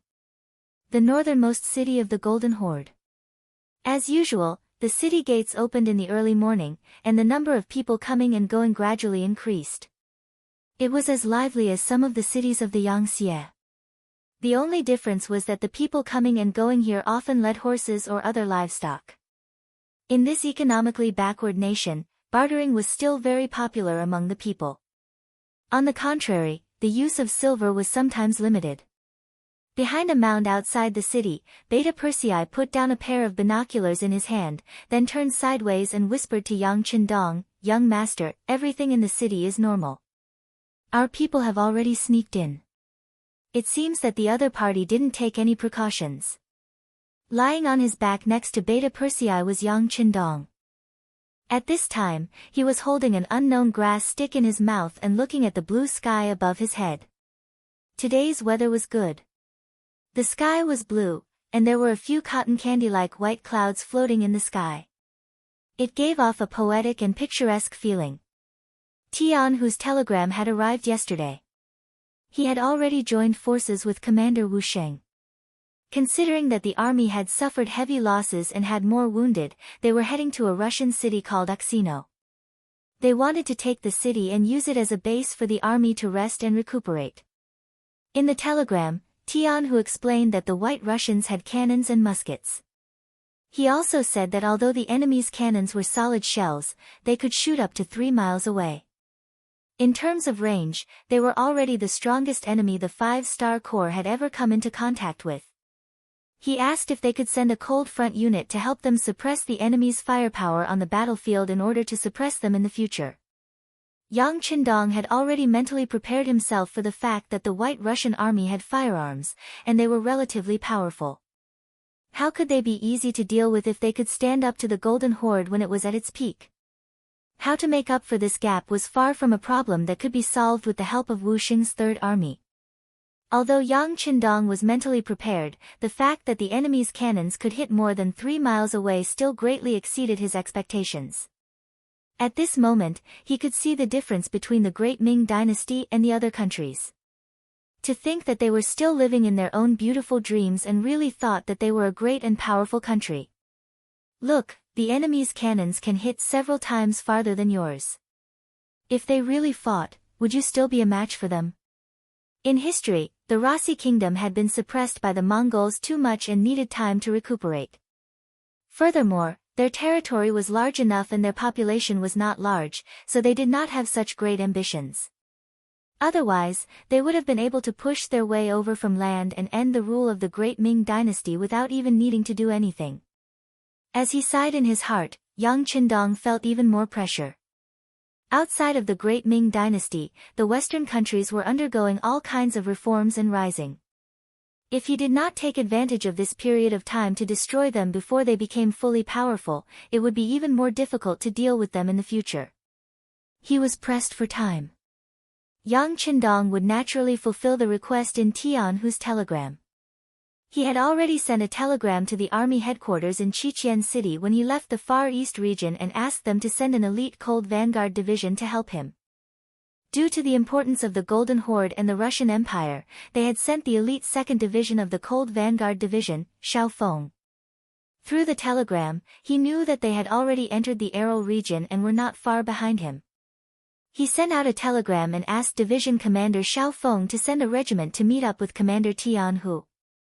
The reason Yang Qindong only sent one regiment was because he had his own plans.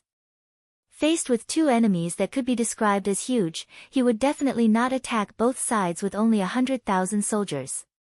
He wanted to fight them one by one. The conclusion he came to was to attack the Golden Horde first, while the Russian Empire would focus on defense. If it was only to defend the city, a Cold Vanguard division with their cannons and muskets should be enough to stabilize the situation. At the same time, he had to speed up his attack on the Golden Horde. His first target was the city of Bulgar. A while ago, the Golden Horde had sent troops to New Xia City from here, destroying Wu Xing's years of hard work. He would avenge this grudge on behalf of his subordinates. Considering the lack of information at that time, the appearance of the 5-star army should not have attracted much attention in the Golden Horde's territory. What he needed to do now was to take over as many cities as possible before the news was made public. He needed to create a place to store all kinds of supplies and lay down a sufficient foundation for his attack on the Golden Horde. Now that he had a military objective, the next step was to implement it. After discussing with Shi Bi and the others, they suggested that they should infiltrate Pyoga before the battle. After all, most of the people in the city were Mongols. There were also a small number of White Russians. In the new Second Army, there were quite a number of such soldiers. Infiltrating the city would not be a problem. This would allow them to coordinate with the enemy from the inside and outside. Chapter 14:18. One of the reasons for making such a military decision was that Yang Qindong wanted a complete Bulgar city, not a ruined city. Not only that, he also wanted the Mongolian soldiers in the city. Considering the long journey, if the country sent troops here for everything, the losses would be too great. If he could get a Mongolian army here for his own use, the problem of insufficient military strength could be easily solved. While he was thinking about this, Beta Persei looked at Yang Qindong with a look of seeking his opinion, as if to say, "Young master, when are we going to make a move? Say something. Why are you looking at me? Just follow the plan." Yang Qindong rolled his eyes at Beta Persei and turned his head to the side. He knew that the other party was asking for his opinion. After all, according to the rules, once a military plan was formulated, even a leader like him could not casually intervene or change it. The reason why second young Master Yang was still looking at him like that was because he wanted to personally go to the battlefield. Speaking of which, this person was really wrong to be his family general. He should be leading the army to gallop on the battlefield and expand the territory. Yang Qindong did not agree to let Beta Persei follow the army. Swords had no eyes, and now there was no one more convenient by his side. He did not want to see anything happen to Beta Persei. There were many things that he had to do himself. Beta Persei, who did not get permission to fight, looked a little wronged. As a man in his 30s, he pretended to be a wronged little wife. It was difficult for the burly Beta Persei. But when he made a few consecutive actions that made him want to vomit, he found that the young master had turned around again and did not even look at him. He knew that his performance was in vain. The young master had made up his mind not to allow him to participate in the battle. He could only put away his wronged face and said to Badao Jiang, the deputy captain of the Black Cavalry Brigade, who was watching the show, "Go and pass on the young master's order. Everything will be done according to the previous plan." When Badao Jiang saw Yang Er's darkened face, he quickly put away his sinister smile and agreed with a serious expression. Then, he turned around and left. According to the military plan, a part of the new Second Army's infantry division and a part of the foreign Russian army were the first to sneak into Bulgaria. The infantry division's commander, Yang Chunfeng, was a student of the Yang Family Academy in Qilian City. He was a standard Han Chinese, but he learned Mongolian and Russian well in the academy. In the final military thesis examination, he was ranked at the top. After graduation, he went directly to the army and started as a platoon leader. Along the way, he made countless contributions and became the commander of the new Second Army's infantry division. This person was rough but meticulous, and he was proficient in 3 languages. It was reassuring to leave this kind of infiltration mission to him. The commander of the White Russian division was given to Nikolaev. This person's qualifications and ability were naturally not enough, but he had a bitter background. He could unite most of the White Russians, and he was very loyal to Yang Qindong. The people of his tribe were all in the Far East region's All City. There was no need to worry about such people rebelling, so he was given the position of acting commander. Fortunately, Ahuli surrendered. This person had been a great Khan before, and Yang Qindong also gave him the opportunity to choose his own path. After he understood the structure and glorious history of the 5-star army, he finally decided to join the army and was directly appointed as the deputy commander. He cooperated with Nikolaev to manage the White Russian division. With Ahuli's help, the military had been greatly supplemented, and Yang Qindong could be more at ease. The next step was to let the other party undergo the baptism of war. It would be much easier to obtain an elite army after a lot of tempering. Naturally, there would be losses in this process, and a lot of people would be eliminated like sand being washed away by waves. This was the cruelty of war. This was the only way to obtain elite soldiers. This was the reason why the merciful could not command an army. Inside the Bulgar city, Yang Chunfeng's subordinates, Nikolaev, Ahuli, and the others had already infiltrated the city. They either pretended to be passers-by, or people who came to seek refuge. There were also people dressed in ragged clothes who pretended to be refugees. They were hiding in various parts of the city, waiting to coordinate with the main army from the inside. As the largest city in the north of the Golden Horde, not only would there be White Russian merchants here, but there would also be some people from small tribes in the nearby forests who would come here to buy things. There were also people who did not have anything to eat, and those who could not survive would come here to beg. They were all called refugees. It was because of this that the population of the city was not fixed. Perhaps one day, there would be more refugees, and the city's population would increase. The Mongolian soldiers who were in charge of security here were used to this. Of course, this had a lot to do with the pride and arrogance in their hearts. No matter what, this place belonged to the Golden Horde, and no one had ever tried to attack them here. Using this loophole, no matter if it was Yang Chunfeng, Nikolaev, or Ahuli, when they entered the city, they did not attract any attention. Ahuli, on the other hand, had a look of reluctance, especially when he looked at Nikoliv, who was dressed in noble clothes.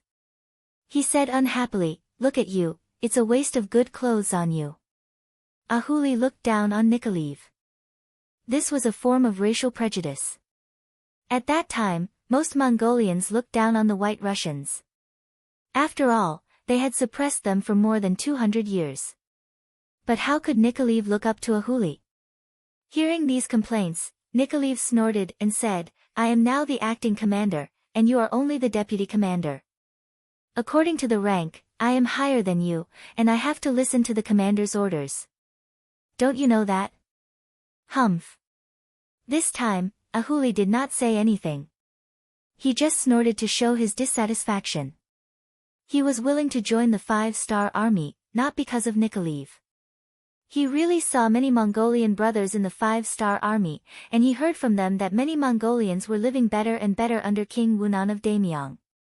As mentioned before, Ahuli was a Mongolian Khan with his own ideas. He was a leader who wanted to let the people under his rule live a better life. To achieve this goal, he had made a lot of efforts and made a lot of concessions. For example, in the original Great Crow City, there were many White Russians there, but they had never seen him bully anyone. This was proof. He had ideas and made efforts, but the effect was not good.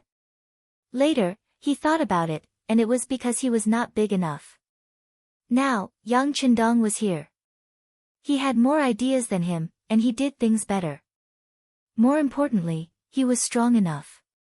Not only did he have a vast territory, but he was also very rich. Ahuli, who knew all this, did not mind hitching a ride. His request was very simple. He wanted the Mongolians to live a stable life and not have to worry about food. For this goal, he almost lost his life. Now, he was just one of Yang Chandong's subordinates. What was so unacceptable about it? Ahuli surrendered to Yang Chandong, not Nikoliv. Especially when he found that Nikoliv had a deep prejudice against the Mongolians, he would often talk back to him. He was venting his dissatisfaction, and also reminding Nikoliv not to be prejudiced against the Mongolians. After being a Khan for so many years, he knew when to stop. This time, after reminding Nikoliv, he did not say anything. Instead, he stared at the Mongolian general's residence across the street. He had already asked around. This was the residence of the Bulgar general. If he could control this place as soon as he made a move, then everything would be much easier. After noticing Ahuli's gaze, Nikoliv's expression became much more serious. "I say, Vice Division Commander, when we make a move, can you guarantee that you can control this place?" There was a trace of uncertainty in his voice. After all, Nikoliv was only someone from a small tribe. Although he was very brave, his experience was limited. Compared to before, when he was just a poor boy, there was too much of a difference between him and this so-called general. Where did his confidence come from? On the other hand, Ahuli's face was indifferent. He was someone who had been a Khan. What kind of situation had he not seen before? It was just a general of a city. Naturally, he would not be scared. "It's fine. When we make a move, I will be the first to rush in. You just need to bring people to guard the outside and prevent anyone from escaping." "Okay." Hearing such a promise, Nikoliv nodded in relief. Although he hated the Mongols deep in his bones, if it were not for them, his tribe would not have to live such a poor life. However, he was still very confident in Ahuli's ability. Since he said so, there should not be any problems. Nikoliv, who was pretending to be a rich White Russian merchant, walked slowly on this street. From time to time, he would stop in front of some open-air stalls and ask about the price of some goods. It seemed that there was nothing wrong with it, but in fact, his heart was in a mess. This was the first time he had carried out such a mission. In the past, he only thought that when two armies fought, they would pull apart their stances and compete with courage and perseverance. However, after joining the 5-star army, he realized that even if it was a war, there was a very special way. If he used it well, he could win with fewer people and win with the weak. Like a studious student, Nikolaev studied with all his might. It was because of this spirit and his innate affinity that he was able to become friends with many White Russians. Yang Qindong appointed him as a substitute teacher. The panicked Nikolaev forced himself to calm down. However, his panicked eyes still betrayed him. From time to time, he would look at the general's residence in the distance. At the same time, he kept asking himself, why hasn't the main force of the 5-star army attacked yet? As if they felt his call, the streets suddenly became chaotic. Many Mongol soldiers were running towards this street. Obviously, something urgent must have happened. They were here to report. Chapter 14:19. Stop them. Out of instinct, Nicholas shouted to the people on both sides of the street. Then, hundreds of strong White Russian men rushed out. Unknowingly, they had sharp cavalry swords in their hands. Seeing more and more soldiers gathering around him, Nicholas couldn't help but let out a sigh of relief. Then he thought of Ahu. He wanted to see if Ahu had already made his move. After all, he didn't have enough people with him. They wouldn't be able to hold on for long. When he turned around, he realized that the door of the great general's residence was already wide open and he could vaguely hear the clashing sounds of swords and sabers coming from within the residence. This meant that Ahuli had already made his move. Nicholas heaved a sigh of relief. Then, he turned to the White Russian soldiers who were gathering around him and said, "Hold on, don't let anyone rush into the general's mansion." As Nicholas spoke, he took a cavalry sword from one of the soldiers. Then, he charged with them towards a group of 50 Mongolian soldiers. They were now warriors, and they were no longer the rootless trees from before. Recently, they had also gone through the training of battle formations. Even though they had not fully grasped it, they still managed to cut down the 50 Mongolian cavaliers with their advantage in numbers. After a quarter of an hour, only the White Russian warriors led by Nikolai were left standing on the street. Clean up the battlefield, finish off those who should be dealt with. Treat the injured soldiers immediately. Thinking about the battlefield knowledge that the soldiers of the 5-star army had taught him, Nicholas shouted out. After that, the soldiers started to get busy again. Screams of agony sounded out again. Those were the screams of the Mongol soldiers who hadn't died yet. Some of the soldiers took out the bandages they carried with them and wrapped them around the wounds of their injured comrades. Due to the limited conditions, they could only stop the bleeding first. After the battle, there would naturally be medical personnel from the 5-star army to treat them. Just as these were done, the sound of horse hooves came from afar. Nicholas looked over and his face turned ugly. It's actually the Mongolian cavalry. There are about 80 of them. Looking at his side, there were less than 70 soldiers who could still fight with light injuries. In terms of numbers, they were already inferior to the enemy, not to mention infantry against cavalry, which was a natural disadvantage. "Master, what should we do?" A few Russian officers asked Nikolai nervously. "Don't panic. Set up obstacles. Don't let the cavalry rush over so quickly." Nicholas looked to the left and right of the street, and his gaze landed on the wooden boards of the stalls. He pretended to be calm and said. The chaos just now had already scared away the peddlers and merchants. Many people didn't even take their goods with them because they were afraid of being implicated. After receiving the order, the White Russian soldiers immediately ran to the left and right, taking out everything that could be lifted from both sides of the road and throwing them on the road to form a simple barrier.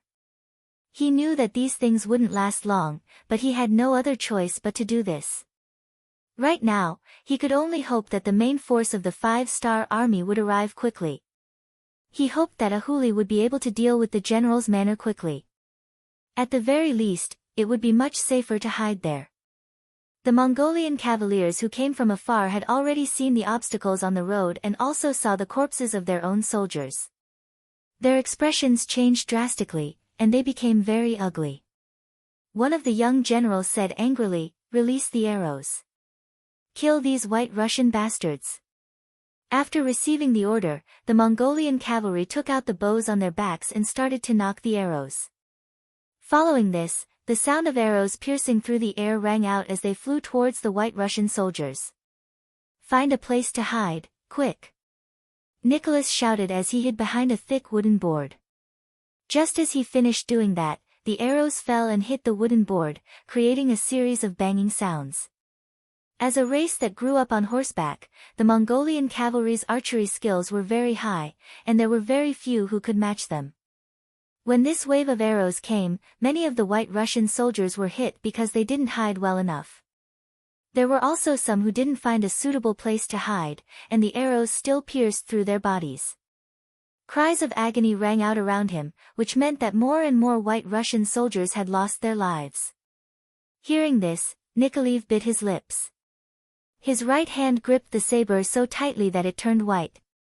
After a few rounds of arrows, the Mongolian cavalry had arrived in front of the obstacles. Following this, the cavalry at the front dismounted and started to move the objects. There were also some bleeding corpses. Kill!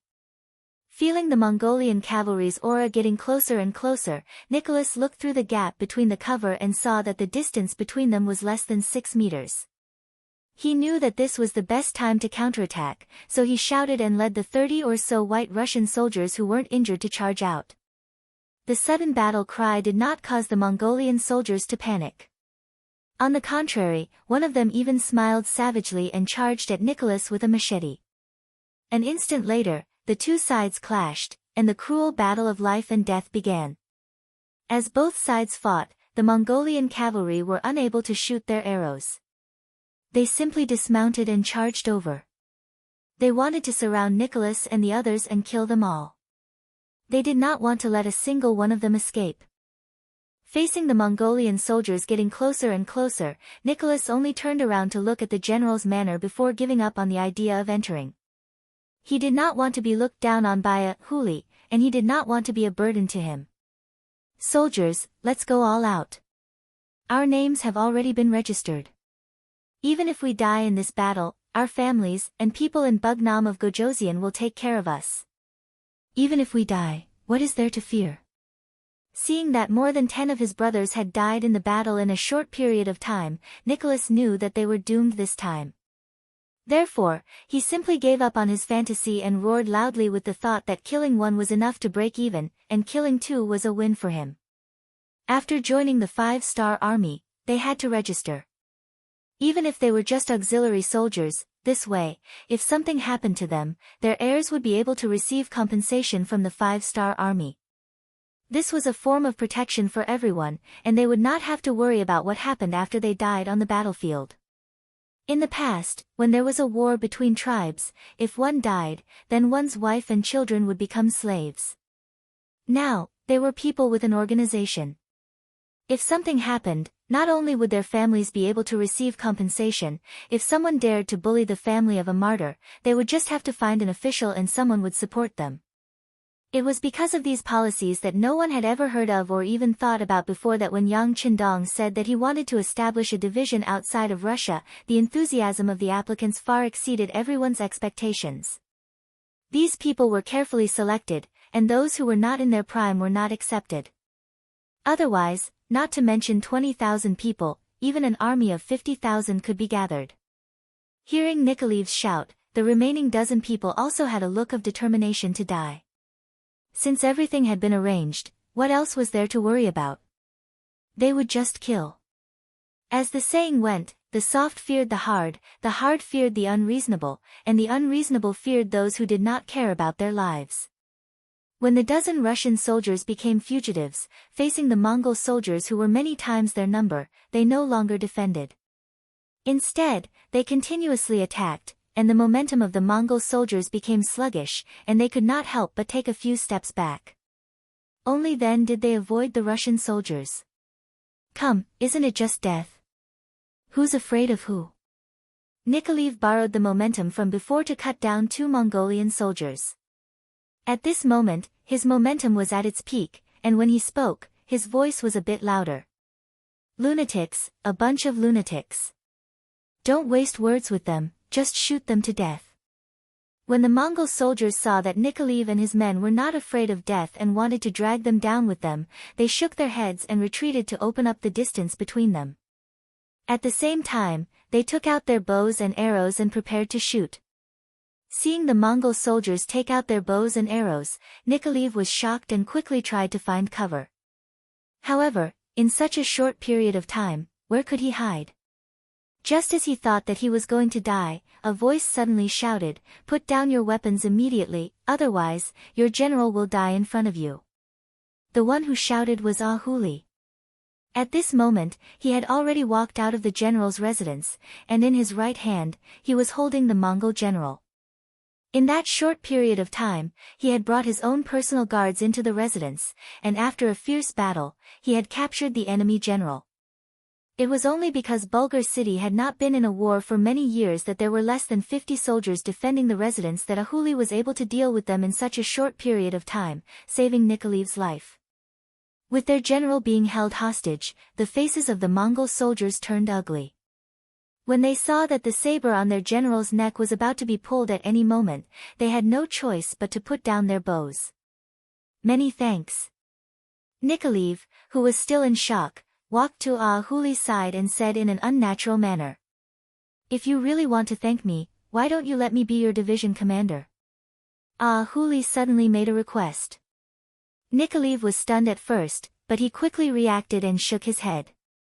The acting division commander is personally appointed by Bugnam of Gojosian.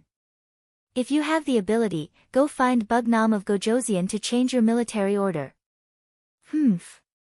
Don't worry, the position of division commander will be mine sooner or later. Ahuli said without a care. The two of them were still bickering, but after what happened just now, it was obvious that their relationship had become much closer. In the words of the future, they had formed a revolutionary friendship.